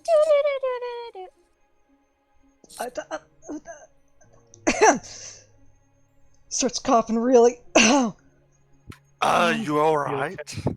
Just wait a second. Takes a moment. Takes a deep breath and starts meditating. And in her meditation, she runs over to Gran's door and starts knocking. Gran, are you there? Gran? Nothing. Hey, Zarman, I need you over here. It's okay. She points something out. Could you just, like... Can you see that old, that very refined wood elf over there? Just... You see, as she points, there's this, wood elf, not necessarily old looking. As you see them kind of turn, they look like they're probably, middle age, adult. Mm-hmm. But definitely a wood elf. Kind of very distinct wild hair. They kind of like just like looking off to the side as they round around one of the corners, one of those houses down Sun Street, kind of heading down towards the bridge side. As far as you can tell, heading towards like the way you'd go to leave. She'd be like, can you just ask her how, do I know a time, like a reference from past memories of what time frame this would be in, like what part of the world? Knowing that Gran was much older than she seemed for her life, and knowing that Suntown's time doesn't really work the same, you're fairly certain that she spent a considerable... You're realizing, oh shit, I think she spent a considerable period of time here. And is probably going to have left, and then when she leaves, of course, she'll go back to when she came. In. Okay. Which... she's visited here before. Yeah. She is just going to scribble a very quick... shit. That's my Gran. I don't know what to do. I should like say something or wave or just have you say something. I'm very confused right now. I'll approach. You find your words, okay? Okay. I just want you to give her like a picture or something. I'll like throw a paper airplane after you like leave, and then hopefully she sees it. Okay. She starts scribbling a drawing. Yeah, Zarman will start heading over towards the wood elf. Kind of have to jog a bit to catch up because you just kind of like rounded around one of those things, but then you see her and mess of hair behind her and kind of like catch up to her to where you're like caught pace beside her. And as soon as she realizes that you're like trying to catch pace with her, she like immediately stops and like looks at you with this whole like look on her face of like, wait, do I know you? And then goes,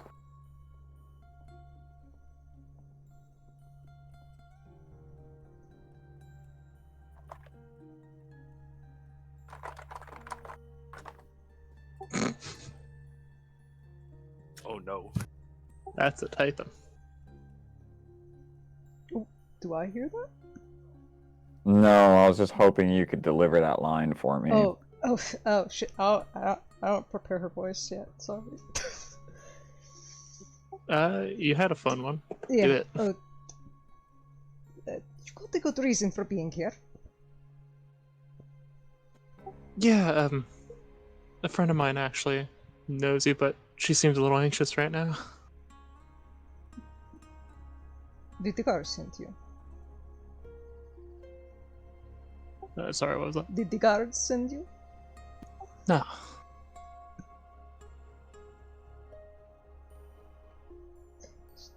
There's a little twinkle in her eye. Okay. You look like one. Oh, it's a long story, but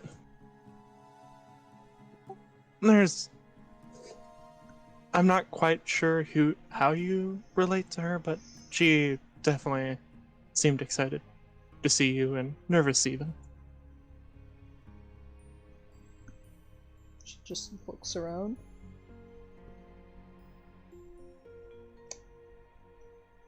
No, Honey, yeah, you finished your paper airplane? yeah. So, yeah. See as it kind of catches on this wind, and it literally coasts right around in the corner, just as she's like leaning around, wondering who's he talking about. And then all of a sudden, this paper airplane kind of skids right next to her feet. And Zarmin, you see as she leans down, she picks it up. She looks at it for a moment. There's a kind of hard to read, inscrutable expression, and then she folds it up, places it into her pocket, and says her goodbyes. Cocks one eyebrow up for a bit, gives you a once over. If you're not a guard, relax. Pats you on the cheek. Okay. Alright, are you On the other side of her, you can see the long expanse of the bridge into Suntown. She'll hesitate a moment. Open up, okay? We'll see about that. Don't hide in that armor forever. Walks. See, she crosses across and about halfway over, gone.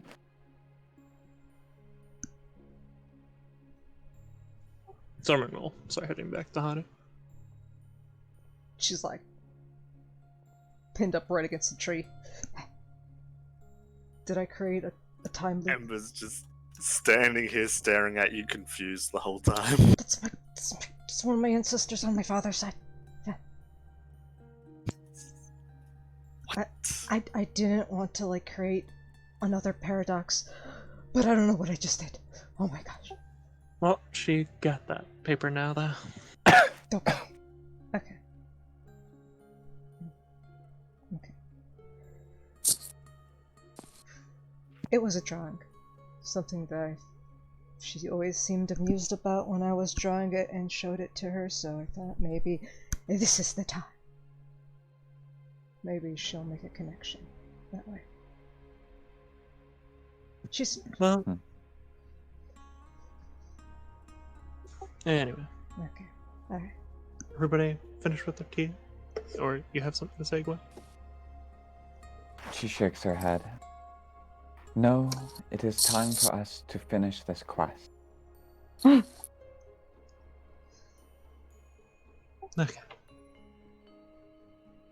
Well, lead the way, Amber. Gwen holds the door open. Very well, I guess. He'll go in slowly. As you enter into Havenholm, you see that this central room of the spire that holds aloft the manor that's several stories above it has this spiraled helix staircase that winds all the way up to the top. And there are just an abundance of birds flying up and down it, and right in the middle of this helix on the bottom floor, as you approach, is just this circular desk, behind which you can see a short little gnome, female with this bright green hair, chewing on some bubble gum. She's all kind of like goth Lolita'd up, and she's just sitting there reading what looks to be some Alvalian newspaper. He'll turn to... They Sorry, don't what seem was to that? notice you, and as you get a little bit closer to the desk to try and like say something, all right, and realize that they don't hear you, you can hear there's just this loud blasting coming from the inside of like the headphones that they've got on their heads, and you recognize those as headphones, but you're like, wait a second, that's like a 1983 thing. That's kind of cutting edge for right now. But there they are, headphones on, jamming away, listening to very, very, very loud music. Does the newspaper they're reading have like a date on any part that we could see? Yeah, give me a perception check. Ugh.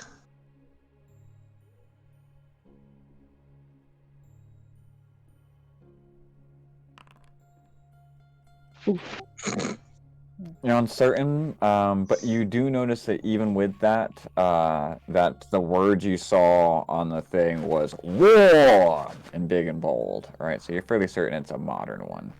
Okay.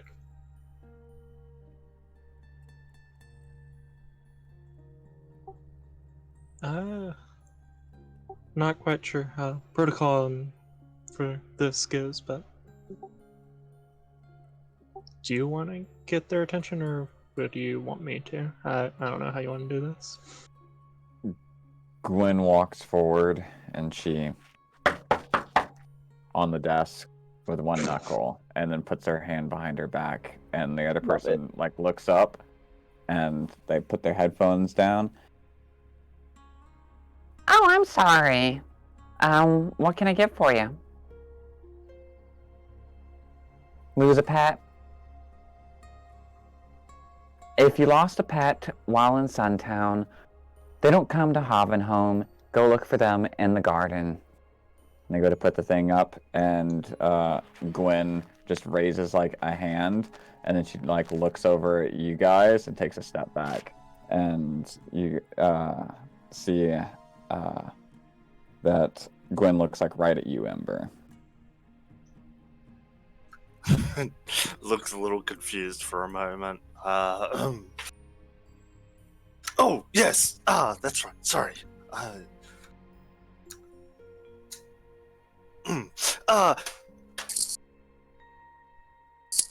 I'm looking for a bird of sorts. Pyralisk. Seen it? Yes. Yes, we saw the Pyralisk.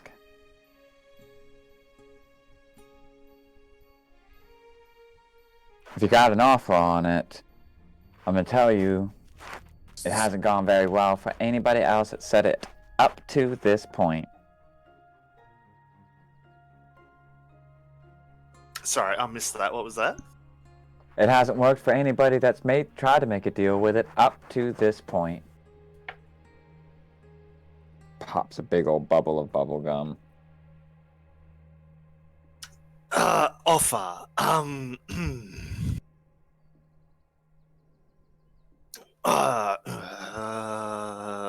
He'll turn and look at Hanu and Zaman and shrug. She. I have no idea what to do right now.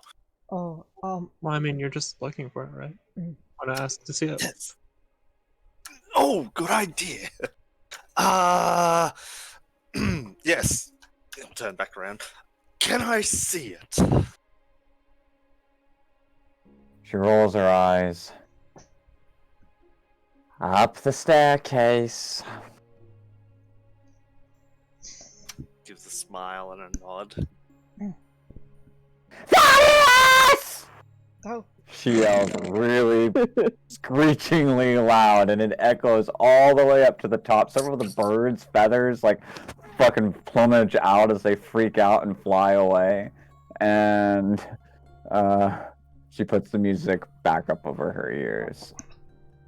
Gwen clears her throat, looks at you guys. wait, So, up? sure. Yeah. But Yes. That's silent. what we're gonna do. Yeah. Have Do like that one. Does she have an MP3 player or like Walkman on? Sorry. Give me a perception I check. know, she's just like, She just realized where she's at, 'cause she's still zoned out from the loud things that just happened. She's just like, Yeah. stares at it. Yeah, you do put together that that's wait, we're not in 1983 anymore. Yeah, it was but you don't see what it's connected to, and then she just- screeches, and you kind of step back for a moment, and then Gwen looks at the group and begins walking up the stairs. Yes, yes. I don't like that one at all. The name Thaddeus is still echoing as you're walking up those stairs, and it doesn't stop until you get all the way up to the top, at which point it kind of like also drifts out through the rest of the manor. And you can see that several of the animals up here are kind of stirring back to normal, and you see a small green-haired kind of Indiana Jones dusty coated gnome kind of calming down a couple of these creatures. That was like a howler monkey. Amazing.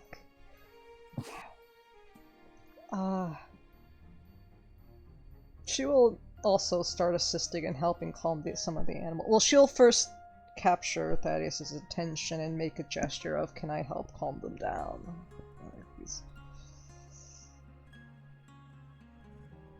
Oh, yes, good, that is good on you. Help as much as you're willing to, but be careful, some of them bite. Alright. Time to get to work. And she helps. Animal handling. Yeah, she helps. She will cough, pat her shoulders, enhance ability, wisdom. She's ready. Okay.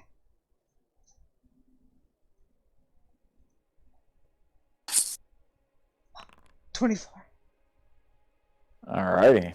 Yeah. Nice. Yeah, together in the matter of just about like 10 minutes, the rest of you watch as they kind of calm down the rest of these animals, put several of them, back towards like their trees and homes. You realize that there aren't really like any cages or anything here. All the rooms are just like opening up, and there are no doors in any of the rooms up here. So they're all just like opened. All of the frames are like missing from all of these. And they're just separate biomes in each of these rooms. You literally like help like scurry back like a bunch of like big snakes and like scorpions, and as you're kind of like scurrying like a bunch of like these critters and stuff back, like you open or you pull back this like big Eurasian like carpet that's blocking one of these doorways. And they all scurry on through underneath it, and you see just sand on the inside of it, alright? And all of a sudden, a big-ass fucking scorpion with this shiny metal carapace off of the back of it. Looks like it's, like, cast straight out of, like, metal or steel just like shines off in the light, and it kind of goes up for a moment, and then it buries itself back into the sand and goes away, and you like close the tarp and go, oh shit, you're not kidding, some of them bite. Wow. And but you don't manage to get bit or eaten by any of the creatures with your animal handling check. Hell yeah. And you do it in good prompt time. Mm-hmm. As you kind of come back to the center, Thaddeus is, clearly to this little snake that's wrapped itself around his shoulder, and being like,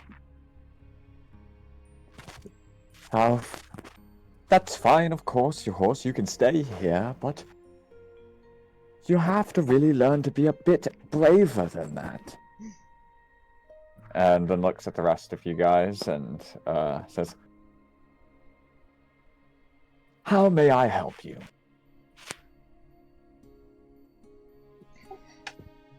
We have a friend actually looking for Pyralisk, and figured we wanted to see the one that was here.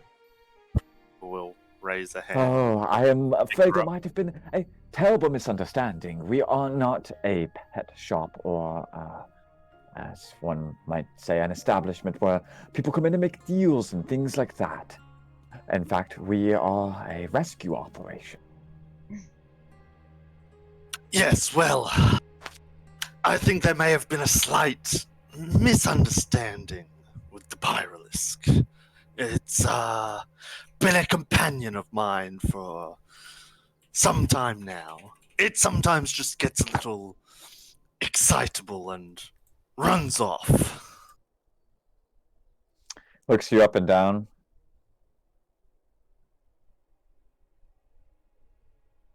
A companion, you say, to this Pyralisk. That is, of course, an interesting proposition, but I must digress that it is a hard sell. Not that I find you to be a particularly untrustworthy person, but we offer respite to creatures here, and as such, many of those creatures are creatures that are hunted and desired for their value. Pyralisks tend to bond with, well, very particular types. You look like not much of a warrior, though I'm certain you that doesn't mean that you are a terrible person, but perhaps I would need proof of this relationship. Well, perhaps if you allowed me to see the creature.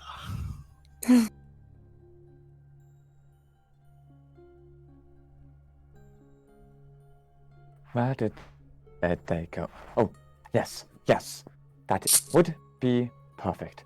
But, yes. Is there He's gonna anything narrow his eyes. wrong, sir? And who dips into frame, still scratching some animal. Most of our animals aren't, well, not all of them, are here within the confines of the Haven home. I've tried my best to recreate every possible ecosystem, but of course there are, well, some that are more reclusive, and of those reclusive ones, the Pyralisk is numbered amongst them. Those ones tend to prefer places around town, and not within the confines of this home. You might have seen a couple of the more exotic birds and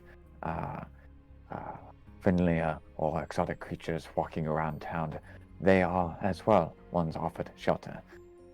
We go out and feed them when we can, but they don't always stay here, and I haven't quite figured out where the Pyralisk has been making their nest. But I think that they might have had a place nearby the rocky place of the river, dried up. I noticed some tracks over there earlier, but I haven't had time to investigate, and honestly, a Pyralisk that doesn't want to be found can be intelligent enough to make itself difficult to be found. And, Oh, In that I'm regard, well I would normally aware. ask the enchantress to cast a location spell, scry and find them. Oh. Oh. So perhaps if you sought her out, she might be able to help you divine their location. Or if you have amongst you an expert tracker, they might be able to do that. But unfortunately, I am very busy.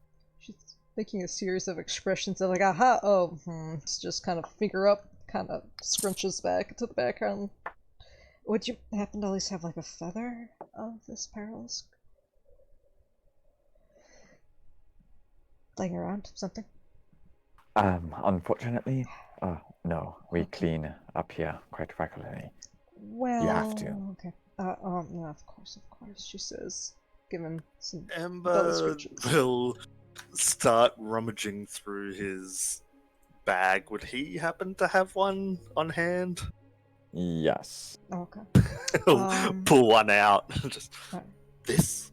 Oh, okay. Yeah, it's like 1,000 feet. It's gonna be definitely a little bit more footwork, but I think I can at least pinpoint it down. But 2 Pyrolix like dragon chests, because I think you might be able to tempt it out into a good game. Or I can actually. I've never thought to ask. That is a very good question.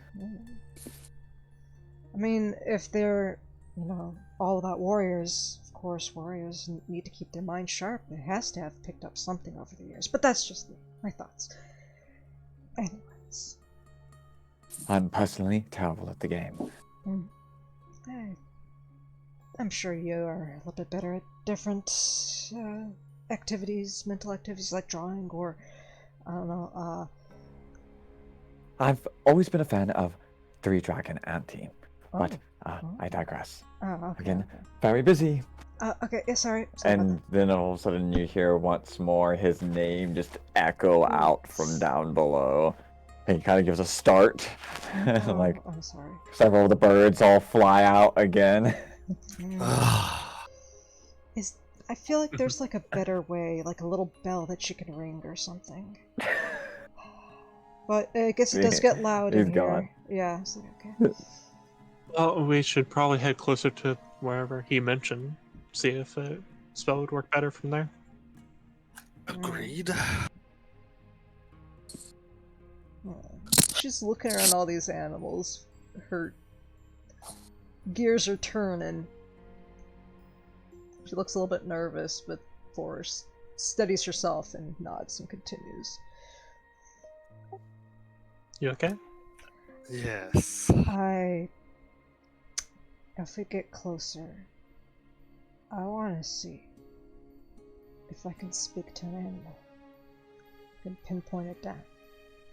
It's been a long time since I tried, like I want to say a good 12 years, but I think I might know the motions. Try it. I don't want to try over here and then I get disappointed and then I feel sad in front of all these animals, so... I mean, if you get sad in front of the animals, I think the animals would want to help you too. Actually, that is a very, very good point. Thank you, Zach. Okay. She starts looking around nervously to the animals of like, oh gosh, there's a lot of them here. Which one looks the wisest? You see a very like gray, almost mustachioed bunny just chewing on a carrot, watching. Oh yeah. She'll get into her best Arthur impression. Just goes down next to it.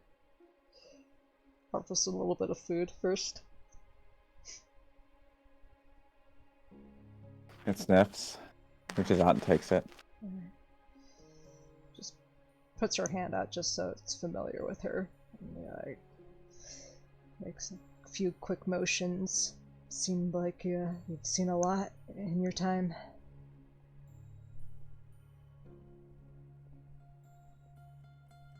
As you're closer, you realize it's actually antlered and that its 2 eyes are discolored. Oh, interesting. Do I know what this is? Give me a nature check. Are you trying to speak with animals? Oh, yeah. I would. That would have been a 7. Sorry, I'm on advantage for. You're not certain. Curious little creature. Okay. What's your name?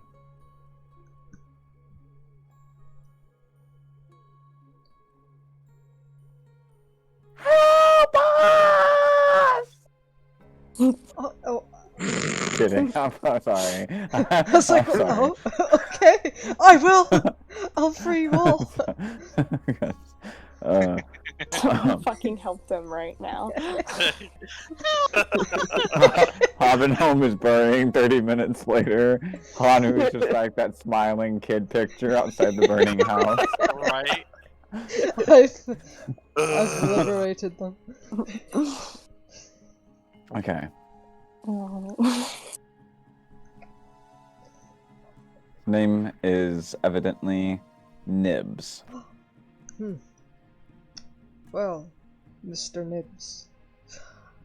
What's your favorite food? Just Nibs. Nibs. Okay, just Nibs. I'm sorry. I about was that. never married.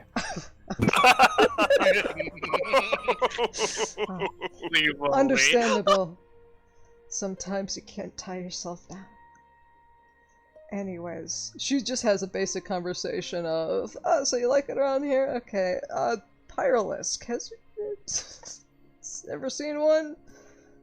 Look into the group, like, I don't know what I'm doing. I also don't know, I don't know if I'm hallucinating at the same time, but okay. Yeah, she'll just... Hotheads like that running up the riverbank. Oh. Gotcha. How long ago was that? Just... recent? Like Do I look like his babysitter? Oh, And turns around, flops its understandable. little tail, and Okay. hops away. Yeah. Is Ember familiar with the type of creature? Give me a nature check. Ah, No idea. terrible rolls. We just look at each other. Oh, you know, Ah, okay. Oh my gosh. rude little creature. Okay, well, I'm gonna meet you guys downstairs. I just need to go say a few things too, and she'll point over to the birds. Gotta catch up on some lost time. I'm gonna admire their wings. I'll be there in a bit. She walks over with purpose. A little bit more pep in her step. And the birds talk or argue, or rather reel you into arguments about whose sheen and feathers are the prettiest. Oh, hell yeah. Yeah, she'll gladly humor them for those 10 minutes. Good points. Yeah, Yes. yes, of course, of course. I see. Yeah, legit. Someone would have taken Gwen and Ember to the front while waiting for her. Okay. Alright. Oh, I mean, she seems happy. She walks down. Talking to animals is a rare gift. What do you think they say? They're probably all as individual as we are in some ways. I wouldn't know. Ember just nods. Spoken to many an animal in my time. They certainly are as strange and unique as each one of us.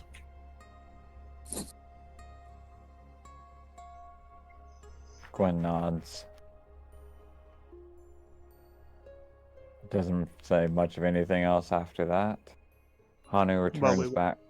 While you wait, the rest of the group ends up actually catching up and meeting with you.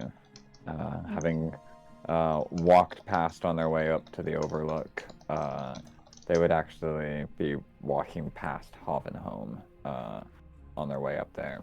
A little kind of triangle square where the road splits and around the building that is Hovenholm. The split that goes to the left curves up around the left cliff face on the path that leads up to the Acacia Overlook. And so as like they're coming to like that parting path to go up one side or the other of the cliffs, they see you guys kind of exiting out and waiting for Hanu. And that you guys can RP and talk as Eliza would be finishing up her stuff for about an hour. And with Eliza finishing up translating that next leg of the investigation is where we will start next week. Okay, gotcha. When Hell would yeah. Babette have come back? You would be coming back right after Zale and them began to walk with the balloon thing. Mhm. So Okay, as soon as so- they were walking up, and Eliza was watching, Zale pulling a bicycle floating with Rue and Fee, would have been when you would have messaged Eliza. Alright. She walks out of the shop. She'll glance over to the group. My skin is clear. My flowers are thriving. The sun is shining. She looks off to the distance and walks. Glad to hear. I'll go get some food. I had to throw in that meme somehow. Okay.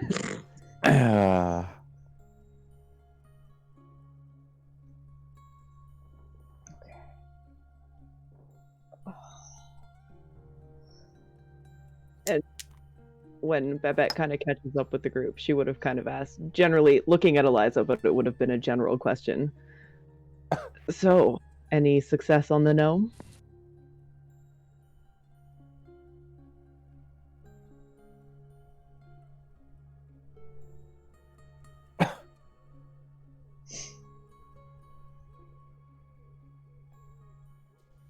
Successfully found a chunk gnome.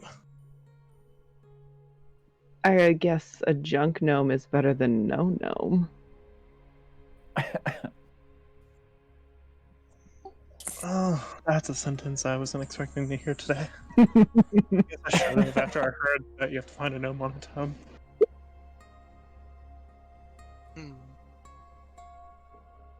Well, I mean, Okay, good gnome puns. Good gnome puns. There's no such thing as a bad pun. dude, my Leo's the gnomiest gnome.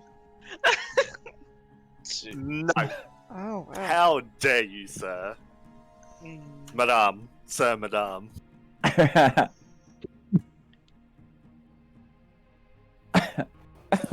So how'd it go on you guys' end? Well, we have a lead that it might be running up and down the riverside. So, Hanu might be using the spell to see if she can find it from there, but I just want to eat something. Just waving the feather And around. did some shopping too. Yeah, as you can see, Zell's holding the balloon bike. Brew bought a broom. Flying broom. Oh, I reach over and hit Fee's bell if she has one on her bike. Ding, ding. Yes. If I was standing by my computer, I would press the button for it. Very fun. Though I have to hold on to this rope, otherwise they start floating away. Hey, can you pull it down? Yeah, I can do that. So I was pulling it down. I'm gonna land and take the broom out of the bottle thing and then just kind of like sit on it and just practice of what it feels to like. She's doing the whole side saddle sit, of course, because she's a fucking dainty one. Well, I had quite the interesting experience. She will glance over to Zale. I saw Gran. Well, I didn't talk to her, but Sarman did, and I gave her a note of the tribe. But that You was... saw... Yeah, I went into my head, and I called out for her. It was completely silent, so I'm pretty sure that was Gran. I don't think she was messing with me. I don't think she was messing with me, actually. You know, I'm getting a headache right now. I don't want to actually ask her. Maybe I should ask her, guys. I don't know.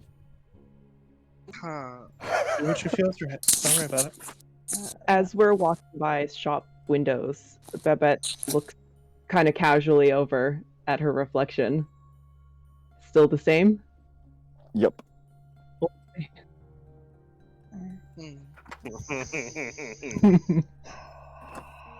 Ah, boy.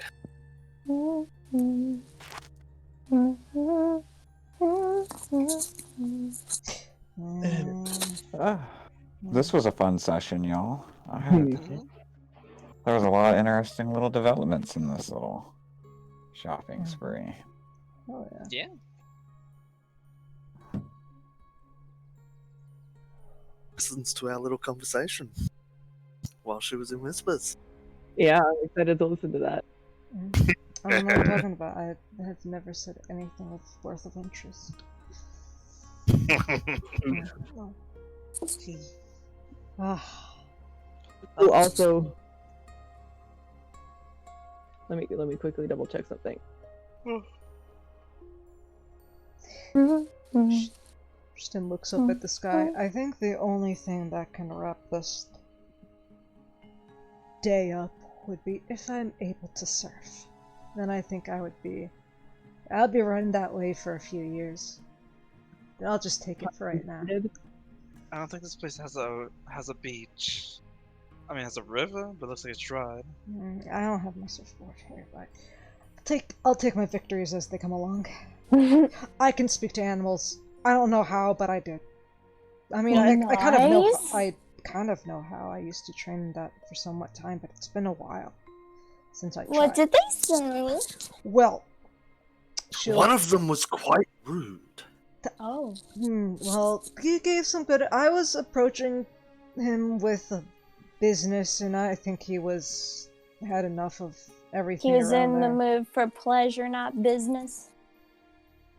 I mean, he was eating food. I think that's what Pleasure. Pleasure, yeah. I love eating. Nah. Doesn't matter. No excuse to be rude. He had antlers. A bunny with antlers. Yay! Have you ever seen one before? Because I can't really pinpoint that. But yeah, he was kind of rude. I mean, I honestly, I should have went to the birds first, and she'll tell in depth the conversation about the birds and them comparing their shine and her own bits and pieces of that. I think that one had a really good point. That is something you should take in consideration when, obviously. Yeah, I mean... Feather length has to be a category on why. I don't know what that means, but I agree with you full-heartedly. Like, there's the length of the feather, and then there's how shiny it is, and then how vibrant in color it is. Okay. These are all different categories when comparing feathers. Oh, I thought Sounds like quite the expert, Rue. I thought you said online, and I got really confused about that. Okay. Don't tell anyone that I think Victor's the most beautiful burb. Pretty stunning. I don't know. He doesn't have a sleepy costume yet, so maybe not the most dashing burb. Yeah, I know Amaka is very dapper. Very dapper. Yeah. Well, I'm not saying that there's a fashion competition between Hanuamaka and Willem, but there might be a fashion competition between the two, so we'll figure out who has the best clothes. Can I sit on the judging? You seem to know your stuff very well. Yeah, I will come prepared with a rubric, and I'll bring my colored pencils. Anyway. Yep. Okay, actually, we do need to have like a judging panel. Now that I think about it. Okay, and we need an unbiased judge. Babette, do you want to be on the judging panel? I mean, as the newest member of this group, I feel I might actually be the most unbiased. Really good third-person perspective, That's important. I mean, we could, What, Eliza? Ruthless. My style is original. Well, I can tone it down if it's a professional competition, okay? Mm, No. We need all of the energy. Okay. Zale, can you build like what would be a bird runway? So like maybe some things we can hang so they can fly between them as they make their way towards the judges, and then they can fly back to the different. This is sounding more and more like a bird show rather than something to do with their fashion. I gotta go down the runway. oh my gosh. Zell like makes it in his head real quick, dude. Like quick calculations, and he's like, "Okay, where do we want to do this?" Well, I believe it would only work for Hanu's bird, because I don't think Willem would fit. What? Willem is the kind of person who will make his own runway. I don't think he needs. Yeah. Even if you built him one, it probably wouldn't be up to his standards. Maybe we can have it at Fee's flower shop, and we can like make it all flower fancy. Oh, I was actually thinking if we go to the atrium, I mean, it does have a good walk panel, and we can have most of the recruits of the Stars and the Seas and place their judgment in there. But everybody should know the world is Willem's walkway. Runway, whatever that catwalk, I forgot. I want to go talk to my bird. I'll be right back. And she'll sit down, do the same motions, and switch. Get the bird from Fee. Shoot, Did we end up leaving Victor with Ember? Yeah. I think I gave. Yeah. Yeah. He's been chilling on his shoulder. Hanging out. He's enjoying the fire hair, so he like kind of scoots up to it. You know. He's like, ooh, that's warm. That's familiar. Start talking to her bird, scratching him. And if we were going to end up looking for the Pyralisk, I should probably bring Igor. It'll take me a while though. Oh, yeah, that would be easier to sniff. Ah. Yeah. Oh, have you ever met a Pyralisk before, Rue? On your journeys? I don't think so. Okay. What do they look like? Wow. Here you go. And she will have she'll actually flip over to her sketch pad and flip back considerably and put a small drawing of a bird with a very stern face. And they actually float. Well, not float, they glide. So they can, like, leap off of great heights and safely descend. We've only met... Can you keep an eye out for that while you're flying around town?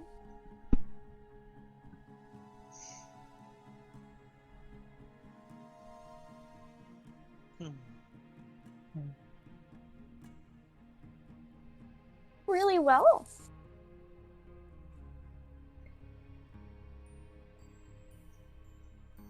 Well, what is that? Points over to the broomstick on the bike. That was definitely something I've never seen before. It was Fee's Isn't idea. it amazing? Yep. Yeah, wow.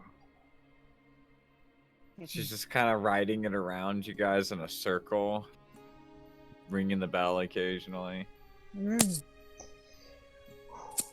Wait.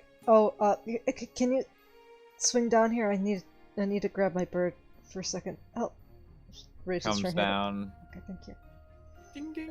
Alright, she will give him some food, and as he's awake, she'll just ask, "What's his favorite food?" to her sleepy owl, after she casts Speak with Animals again. Truffles. Oh, fancy. Look, did you have a good dream? Mm-hmm. Oh. She Yawns and goes back. dramatically just looks to the side, trying to withhold all this emotion. It's beautiful, Ayanu, guys. Yeah, you can talk to animals now? I think so. Unless I'm hallucinating this whole thing. I'll try talking to Emmy Emmy. Okay. I'll give some food. Start scratching. Zal didn't get into any trouble now, did he? Yes, no. You hear both of them at the same time from the different heads. Oh boy. Oh my god. Okay. Are they talking? Yeah, want me to ask them a question for you? I don't know. What's the best place to like? Around my neck or around my waist? Oh, she'll answer. Or do you like want to go in his hair? Neck waist. Neck waist.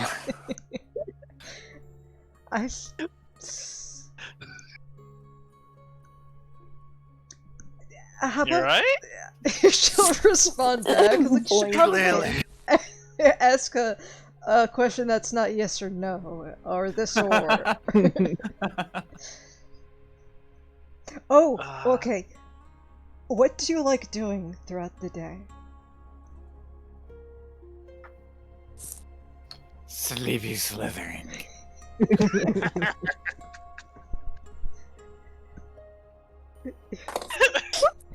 Zelda's like kind of looks at Hanu's expressions has changed. Something the matter? Yes, she'll give you a rundown of. They're quite interesting characters, honestly. I'm getting a lot of ideas from this actually, but I guess. they have different opinions, yet they make it work. It's the best. Oh, now that's actually curious. Now, ask them how they like you. I don't think I'm gonna enjoy that answer. She gives you like a side eye I'm of. so curious. Fine. Or yeah, just ask them, or ask them who they like in the group. Okay. First I'll ask about you, and then anybody else in the group. So, what are your opinions on Sale?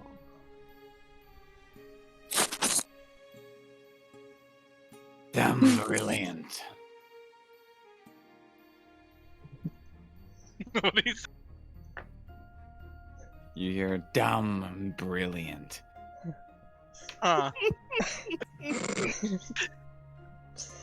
Very Emma humbling. will nod wise. I feel like very very critical, but in the way that they want you to improve, but very comforting at the same time. Looking out for you. Yeah. Oh. Who do you like in the group? Who's the best? Anybody have a crush on? Everyone, no one. Oh. Everyone, no one. I see a running theme. I think they're a philosopher. What's their favorite food? Oh, okay. What do you like to eat?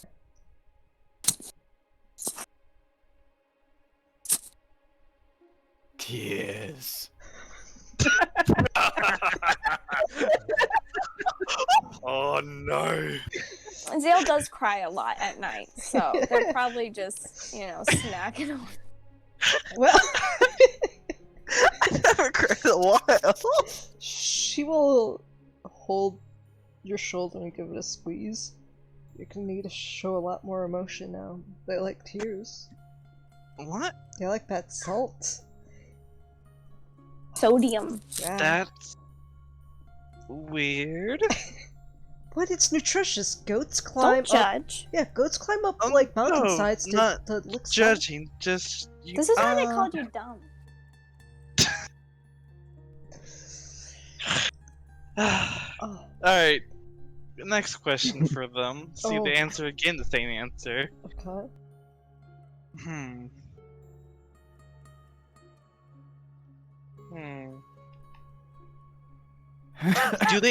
Do they like their name? Oh, yeah. Do you like your name? Yes, no. No, silly. Oh, no. So it seems like one agrees and one does. The only thing they agree on is their favorite food is tears. It's nutritious. I Actually, mean, what do you mean by that? there are so many more things I could ask, but I feel like that just... I'm curious. She's like, well, You would know well enough to know that animals, even magical animals, have a very limited intelligence. So they only understand things in the concepts with which they understand things. Yeah. And so clearly this thing is going to forever and always frame things into binaries. And that is it. One way So or I'm like, yep. another. It doesn't even know Huh. why, you know. I mean, do humans even know why? So sorry. I won't go there. They'll just like kind of shakes his head and scratches both of them.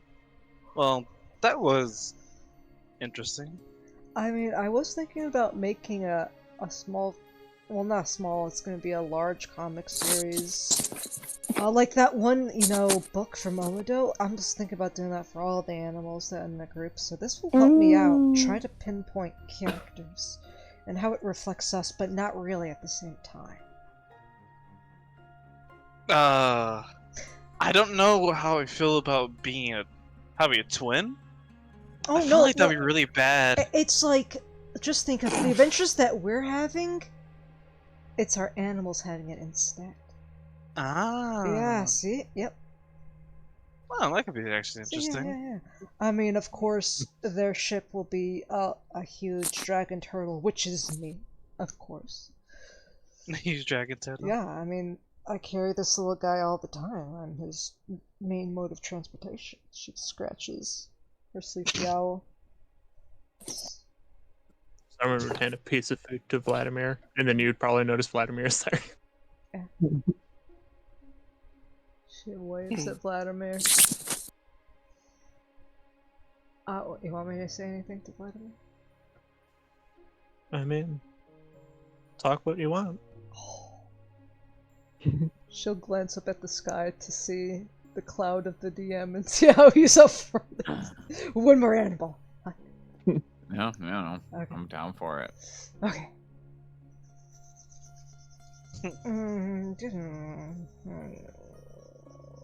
Okay, she rubs her hands together, asks to get some food from his arm and feeds it to Vladimir. How's it like flying? It is a massive bird. Yeah.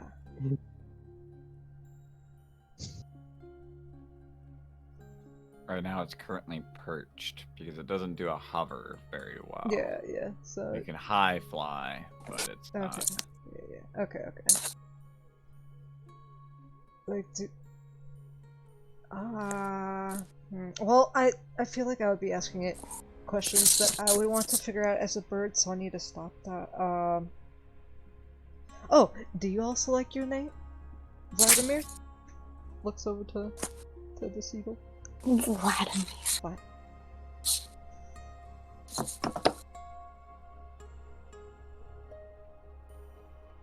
Vlad. It's us.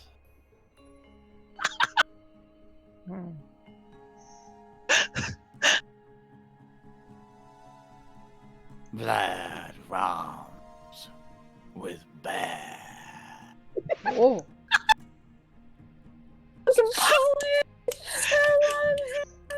Sorry, what's wrong with pets?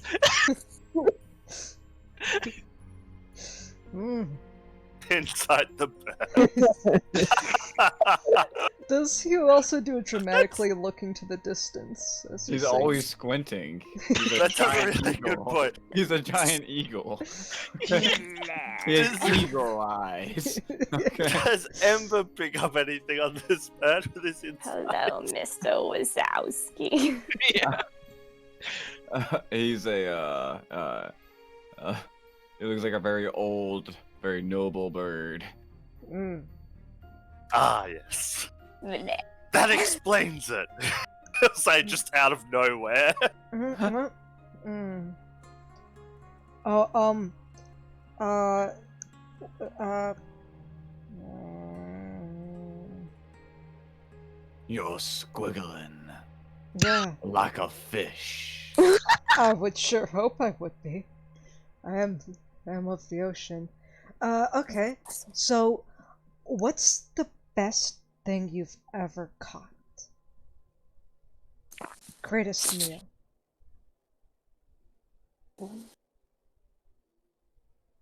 I once ate a shark. Oh my god! She just gasps. at it. Wow! Wow. It was a baby shark, but it was a shark. No, that's still impressive. Zorman, your bird's amazing. Shark is a shark. Yeah. He caught a shark once, and he seems to be a very noble, proud bird. I respect that. What's he think of Zarman? Yeah, what do you think of him? His shoulder is cold, but his heart probably beats with hot blood. Mm. So he'd probably bleed a lot if he died. Tell him to be more careful. Mm. And then it flies away. Emma will nod wisely. Please don't bleed a lot. She will respond this. He seems to care about you. I think he wants a heating pad.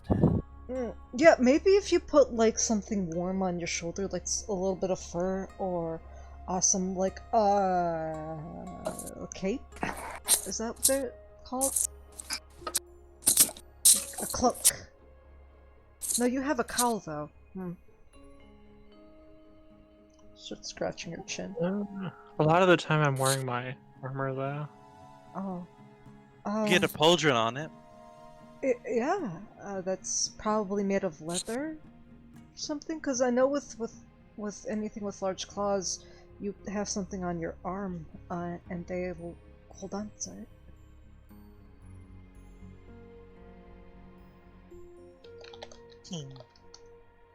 it. Sermon strikes. Get a falconer set, Yeah. which probably isn't sold here, but figured you can pick up when you get back to Hearthvine.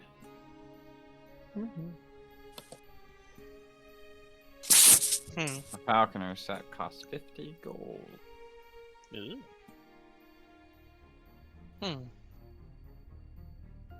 Wow. Has the arm thing and a shoulder thing. I think. Yeah, it's like pauldron. Yeah. I think maybe if you train with him a little bit more, he could probably like pick things up and hand them back to you and stuff. I have to say, if he's able to catch a shark, baby one at that, because he's got a good eye on him. He knows what to pick up. Yeah. I mean, he's the eagle. Yeah, from what I heard from the shop lady when he was handed to me, a strong predator. So. When did he catch a baby shark? That was the best catch you ever had. So it could be a long time ago. Well, wait a sec.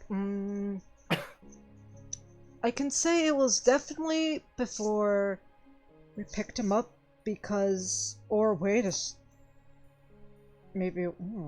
Right? That's what I was thinking too. Yeah, actually. Nah, it just spilled the shark. Yeah, she's just.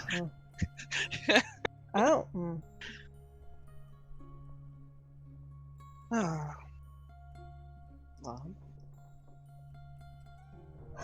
He seems to like to come by whenever I'm cooking stuff, which usually is probably a good thing.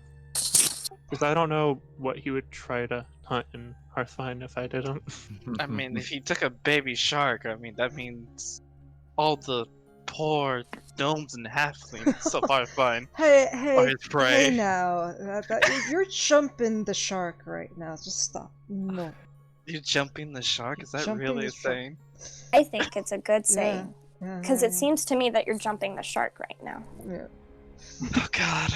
Yeah. You gotta. You haven't heard that? Yeah. No. From the Coterie Coast. What? Wow. Wow. Wow. Wait, really? Have you hear it too? To just now. I've totally heard it. That's Uh-huh. because she's cultured. Jumping the shark. You see Fee just like tapping her cheek as she kind of like stows that idiom away. Mm, She's learning so many interesting things about the Coterie Coast. yeah.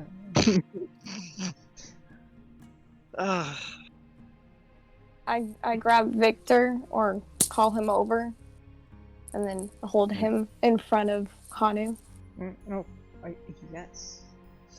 This noble pseudo phoenix perches up on her arm and kind of like tilts his head at you. My turn! Mm-hmm. What should I ask? Honestly, whatever you want. Oh, guys, this is so much decisions. I don't even know. Let me make it easy for you. Oh, hello. Ember leans forward, crossing his fingers in amongst each other as he leans in close. He has an intelligence I have of had 10. many noble titles over the years. Oh. Victor Oh. shall suffice. Oh, okay. Is it like, Lord Victor or just Victor? Just Victor. Very humble. of you. Lord Victor is somewhat, well, repetitive, is it not? That I is agree, true. I agree, Yes, I agree. yes. Okay. Feel like I'm just such a simpleton right now. 'Cause, what is honestly the most interesting adventure you've come across? Tilts its head. I have been reborn more times than you have blinked. And flutters its feather and flies up and perches itself on a high thing and looks down at you all.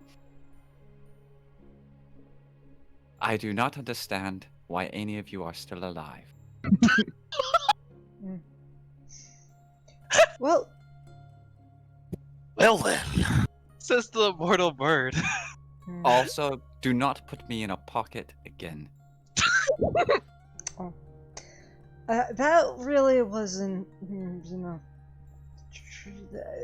the circumstances are surrounding that. I apologize on behalf of all parties involved. I will speak up next time if that comes about. Tell Libby that just because we cannot exist on the same plane of existence does not mean that I will not haunt her nightmares. Oh, damn. I will keep that to... Yes, I will tell her specifically, don't worry. Anything else? Words of wisdom. I like peaches for breakfast. He Okay, does. gotcha. He loves peaches. Yes, okay. Peach cobbler or just peaches? What's he like for dinner? Yeah, what do you like for dinner? Actually, no, you can... Not you to can be asked stupid questions. Oh, no. Okay, alright. You come here right now. And I point at my horn. Lance over and perches on it. And you see just this scrutinizing gaze. And from now on, Apologize. you know. It kind of preens its feather for a moment. I feel... I've had a lot on my mind. I know. It's been rough, and I pet his tails. Yeah. I know. You're having a hard day. You're sleepy. You're tired. We couldn't find the gnome. I know you're really disappointed about that one. Can I give you a scritch, too? I'm really good at scritching. That gnome will not evade me forever.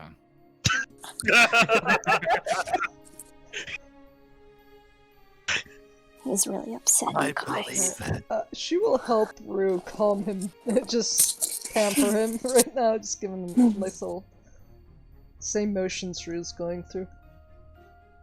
Probably ask for Peach or something. I don't know. You're so handsome. You are so handsome. Chest gets bigger as the conversation goes on. I love that magnificent beast. Huh. Zell looking at Emperor. Huh. Alright. Oh. Well, in any case, still got a little bit before Eliza decides it, so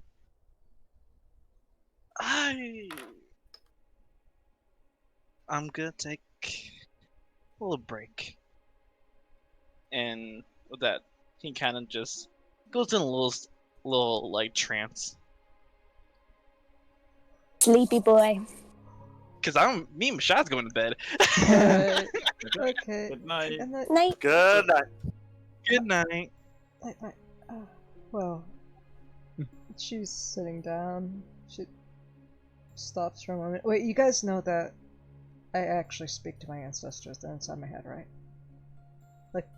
No, Okay. but I do that's not. just me. Excuse me? Okay. I thought I told Okay, you guys this alright, before. alright. I think I'm not alone. Stella and I were the only ones, and maybe somebody else we know. I swore I told you guys that.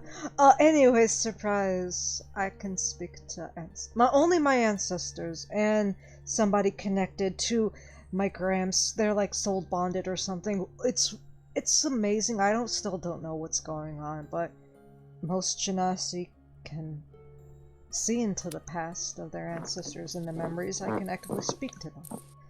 And I just met, well, I didn't fully meet one of, I'm still reeling from that, honestly. Yes. Suntown's amazing. Is it It's not? another time travel bullshit kind of thing. Well, maybe? Is this more like you're all important and you went through a lot of training at home kind of thing? Wait, what? Like didn't you do some sort of training or something at home for this? No, this, every Genasi can contact, or at least commune with their ancestors, asking for guidance, and then I guess the training would be sorting through those memories, but since I could talk to them, I received different training, I guess, or I just needed to figure out what they were talking to me about.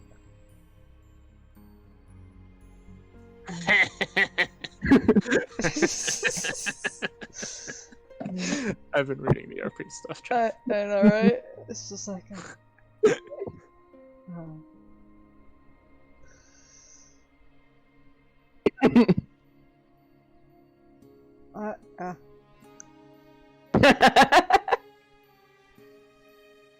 yeah. I mean, Eliza's the one with the mental stats here. You do it at your own pace. I know, right? But it has It's to just baby keep- steps, it but has to the catch up with baby's first steps are the most exciting. I know, ones. we're all just looking at this after a while before they realize that we're watching. Yes. I can't That's what wait to I'm meddle picturing. in your affairs. Would cops, would you guys like some tea? I've made some. I thought you were pushing. That doesn't seem like pushing. No, I'm actually asking if they do want some tea. Oh, Yeah, my bad. yeah. Actually, do you guys want some tea? Come on. I got a lot of tea. She'll take out her 100 doses of positive energy tea and starts making something. That's just gonna squint at Ember after that comment. He's completely ignoring it as if it's not there.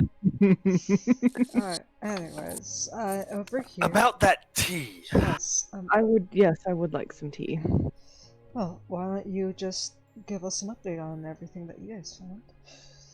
She'll glance over between the two of you, nod, and glance over at Ember and nod, and then glance over at Zarman, just so he gets included nods. I will be out there resummoning Igor, and this is also my leeway to leave too. So Okay. see you guys later. Alright, Hey, alright. Yeah, and if Hani tries to speak with Igor, it doesn't work with speak with Yeah. animals because he's a celestial. yeah. So see ya. She'll be like, oh, Igor, no. And so, There we go. you said Sapphire? What? I missed what you said. She's just And looking at everybody that's right. nodding, so you guys don't feel it like she's zoning in on you, just nodding at everybody. Yeah, no, I'm yes. gonna make a vibe check here because you guys are acting extra weird. Even now, Rue has poor insight, so she really isn't even realizing this is happening. Yeah. I think Babette is figuring out that you guys are doing something. I'm not doing anything. There's a vibe, and she doesn't know what it is, but there's a vibe, and she knows. She's seeing the calculated look, and she'll nod over to you as the tea's boiling, to step by this tree. Look around. What you think of it?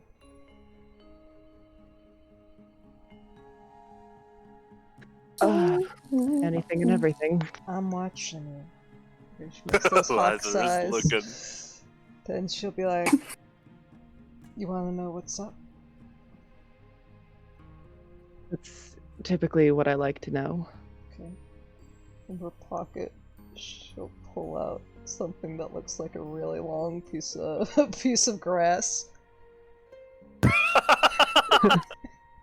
You seem like you're cultured, right? Am I reading that wrong? Depends on the culture. Is this just actually a piece of grass, or is this drugs? It's stick grass. Why do they have to be Yeah, mutually exclusive? exactly. It's a good feeling. It's levity. It's what? It's for levity. Bringing up the mood, uplifting. I might have dabbled in a little bit of it. Also Ember too.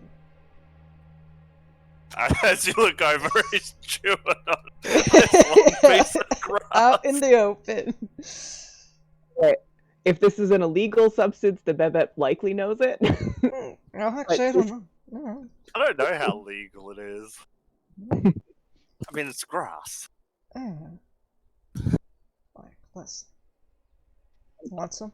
Ember doesn't have a lot of understanding behind this whole certain things being illegal and others not. It's all natural. She's looking at the hesitation. Don't understand. Exactly, but also this is Suntown. Look at everybody here's Like sexuality. I know, right? I like that that's the first thing. I have larger things to worry about, like my sexuality. And I guess my family history and stuff. Yeah. I feel like I'm back in school, and you're offering me something that's not allowed. Everything's allowed here. Well, I listen. know, and I don't know why you're acting so shady about it. That's my job. There's nothing shady about it. It's Yeah, grass. it's not. I feel like you're projecting things on us right now. I think Ember certainly does not seem shady about this, by the way. But Yeah. Ember doesn't. directly at Hani when she says that. No, she's staring right back at you. Let me go stir this tea. Eyes never leaving you as she stirs it and then comes back. Yeah. Ew, it's projecting. Oh, It's so- when you're feeling one thing, but you don't want to admit it to yourself, so you pretend other people are feeling that thing. Zale's asleep right now. I know, I'm looking at Sam. I know, yeah, it's just she's. I look up from my book that I was writing in, and then I kind of look at Zale and squint my eyes. And then I look at Zarman. No, not really. And then I'm looking at everybody else. Yeah, she's like, And then I'll look at myself for a second. Oh. but honestly, have you taken in this stuff before? Like medicine? Oh, yeah. I've taken medicine before. Okay. One time I got this really bad cough and my throat hurt so bad, so that Arthur made me drink this liquid that made my throat feel numb, and then I was like, it was weird. I couldn't feel my spit. Oh, okay. Gotcha. I mean, just stuff with Pualimana. We learn to respect Kishara in all forms that she presents herself to. Sometimes things become remedies, other times... Recreation. Not really I mean, yeah, there's recreation part, but then there's that if... It helps guide you. It's like a tether on your journey of searching for an answer. You dabble into certain realms with Walimana, look to reflect in ourselves outside and branching out into, I don't want to say different realities, but worlds. All the worlds that are part of us and how we are reflecting in those worlds. You sound like the sage. Yeah. She is very sagely. Mm-hmm. The sage is somebody that I haven't met yet. I've only heard stories. Sage was with Arthur when we were kids, and he kind of was like our teacher for most stuff. Especially like I loved hearing all of his stories where he talked about different planes and realms, kind of like what Hanu's saying.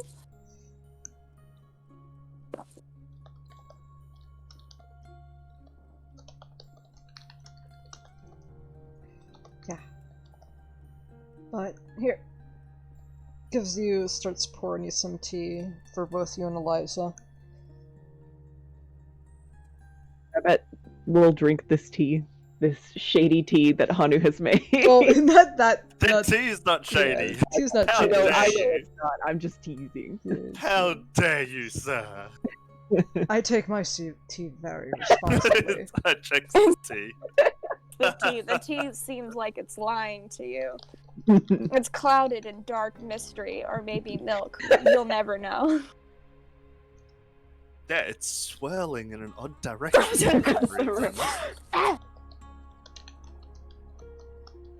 The tea begins to corrode the wall.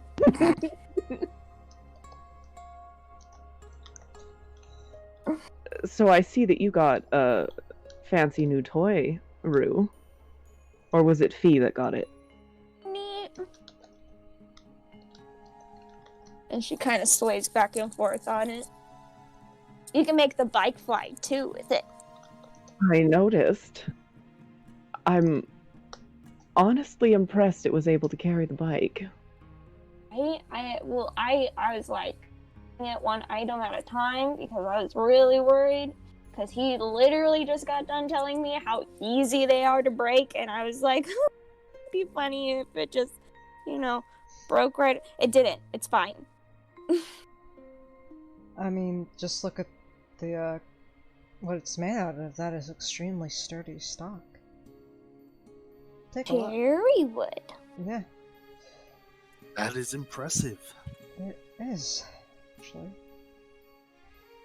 I gotta practice with it a lot though, because I'm scared I'm gonna fall off. Right, I mean, it's kind of Yes, well, certainly don't want to fall off. Even if you do, there's nothing wrong with that. Just gotta brush yourself off and try again. Unless, of course, you fall so far you break a bone. Or seven. That's why you Breaking start lower. bones. Yeah, and then But she'll that's- kick her feet, and she's only like an inch or two off the ground, hovering wise. But that's why you practice. Exactly. Mhm. And you seem to already have the basics down pat, so that's good. I haven't tried to make it go fast or anything yet. No, Yet. That is the key word. just relax. You got. Actually, to reflect a little bit inside and think. I'm not too. I was gonna say you got a lot of time to work on it, but I don't know if using a broom and outside would be. I mean, maybe Avil is okay, but the Sovereign States has a very iffy relationship when it comes to magic that is not Yes, that I've- of books. I've heard stories of them burning witches. I don't know how true that is. Oh, it's terrible. What would Babette's knowledge on this topic be, having lived in Hearthvine specifically? That the whole burning witches things is like, pre-Empire, so like thousands of years ago. If somebody was to be flying around, In a on their own broomstick with property that- on a broom, with they that. wouldn't be like, burn the No, witch! no, Would they no. be like, No, of course Avil- not. yeah, but would they Hearthvine be is like, the fuck that most bitch? Hearthvine is one of Yeah. the most magical places. Yeah, that's what I was in the thinking. world. So no. Yeah, okay, Love so the then idea Babette, of old stories. Yeah. Babette would pipe up like, how old are the stories that you've heard? You've been to Hearthvine, you've seen the magic there. I mean, sometimes a facade hides something deeper festering. Sorry about that. I mean, maybe with some of the older idiots, but Yeah, okay, that's good. it's to a know. magical metropolis in Hearthvine. No, I think it was. Indeed. I think it was not Hearthvine specifically, but we've been talking about Yellum, and that kind of got me on edge. I apologize for that. Oh. Will I you was just tell me thinking when I need to be practicing at careful? Rosemary's. Wait, well, sorry, two things happened at once. What was going on? I thought you were just talking about her practicing at Rosemary's. That won't Oh be no, an that's fine. I was just. I knew Avil was okay, but I was just thinking about Yellum for a moment. Yeah. Got things mixed up. You'll tell me when to be okay, though. Like, when it's... No, yeah, I would say it would be okay to learn how to fly when, and she'll give very specific times where she's noticed messenger birds are very active between those two times, because I feel like I don't want you to get hurt or the birds get hurt because you're up in the air and they weren't expecting you. Oh, fair. I mean, that's the only thing I would be. And then also don't go near buildings because you No. don't look through but windows. No. Don't look into windows and stuff. Some people. Things. No windows. Yeah, I mean, you can fly past them, but don't sometimes if I've noticed if you go and try to tie a shoe in something and you're right in front of somebody's door, somebody will peek out for a while and they'll be. Don't worry. I think that was just with the rich neighborhood though. Now that I think about that. much easier to get them to invite you into their house than to try and peek in the windows. It was just that one house though, so who knows. I think they were looking at my tattoos now that I think about that. I was probably considered a hoodlum. Hoodlum. A hoodlum, yeah. We got called that once, but that's just because we pranked an old man. Oh. Yeah.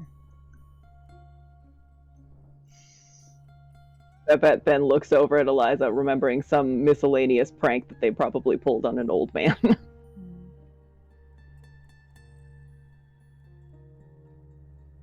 Ah, youth.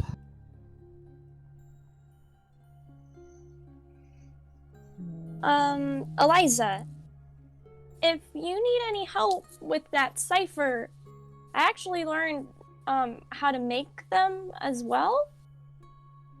So, if you needed any help with the book. Oh, and actually, I think I have a necklace somewhere that might be able to assist you with that in the future. Or with books or what? Ciphers in general. Yeah. Oh, okay. Okay.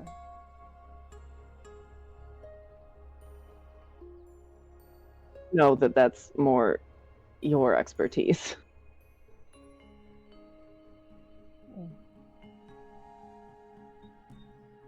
Oh, okay.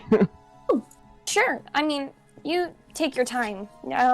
But if you don't mind, at some point, or that's another thing. I'm actually working on one that you guys will all know. Oh. And that I can teach to you guys, and that it can't really be deciphered without like magic or like just someone who's really good with them. So probably Eliza could probably figure it out. But this way, you know, if like we get separated or I need to leave you guys like a note somewhere, or maybe like weird time travel stuff, I can just give you the code and teach you it. And then, you know, we kind of just have like something between the group. That what I was actually going to be suggesting that, because my uncle used to be a linguist and wrote ciphers, but that was during the Zhaolan Civil War, and I feel like maybe they cracked. No, I don't think they cracked it. But do you think you can crack this? I could at least work with it since I have knowledge of how to make them. And yeah, just whenever you're done, Eliza, I'd love to just maybe figure out what you found out. Maybe I can like implement some of the cipher that's from this book, since we both will kind of know it, into our new one, and then use it as like a base. 3 ciphers in 1. That just works. Sounds gloriously chaotic. It sounds perfect. I know a lot of languages, so I'll have to teach you some like new sounds or, you know, what certain symbols mean, but it's gotta be just like a modge podge of a bunch of different letters and words and accents, but I think it will make it just super hard for other people. But don't worry, I can teach you them. Do not worry. Also, now that this reminded me of something, she'll sit a little bit closer to Eliza. Sorry, this is... just thinking about, made me think about something else right now. I'm in a really weird mood. I gotta go talk to some animals right afterwards. But I am currently learning a new language, Eliza, and you're very sharp and bright.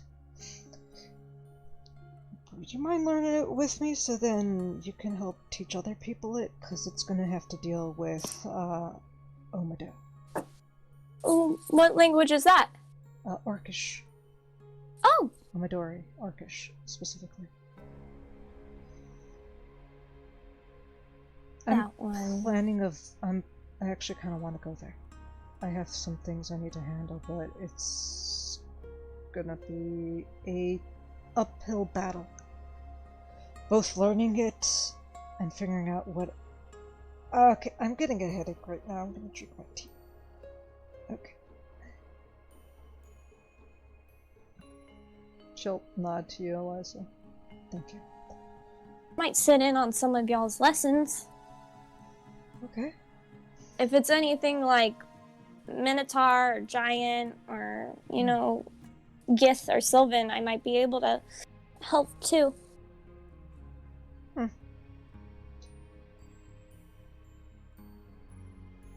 I always wanted to learn Sylvan growing up. My mother knew. Oh my gosh, it's so pretty! Ah. It's like the base of,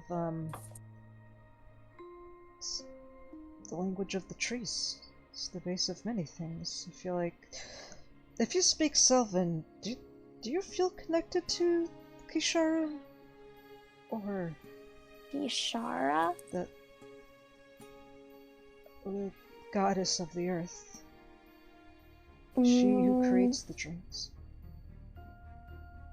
I'm gonna lower myself so I'm guessing we're outside. Yeah. and like kind of feel the grass between my toes, and then kind of just start like, maybe I learned like a Sylvan poem whenever he was teaching me the language, and I'll kind of just feel, you know, one with the earth vibes. Oh. I don't know if anything happens really, but I kind of just not particularly, but it at least sounds very nice. Okay. Maybe it helps her go to sleep. I used to speak in Primordial to her every night growing up. I don't know if it made a difference. I'm just curious to see if there's a language she can understand. Mm.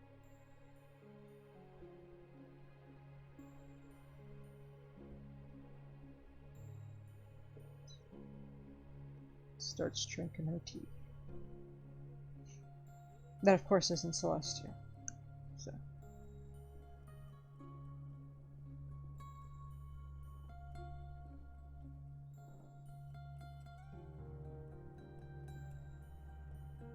We could count this as like a short rest, right? Even though we haven't really expended any hit points or anything. Yeah. No one got injured in the last few hours we've been in here, right? No. Sick. Nope.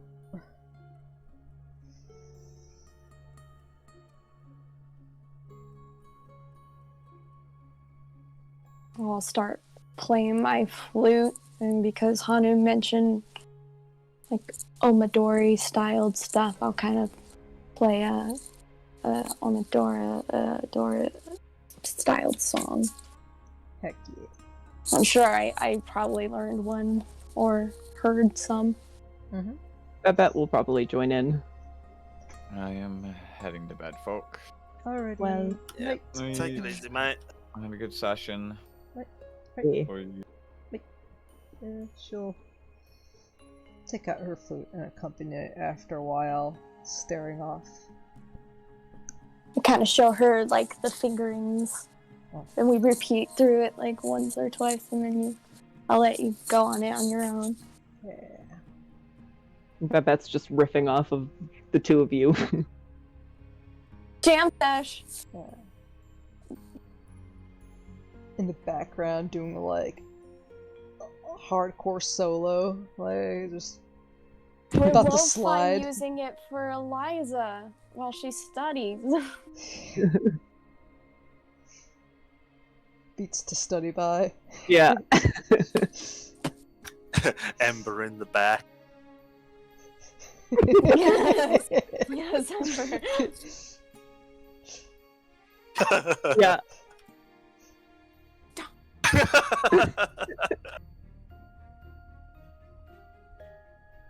Need more cowbell. Yes. Same. Jesus. I've been listening to the Critical Role one. Keyleth is the best to study French to so far. Hell yeah. Alright, I'm gonna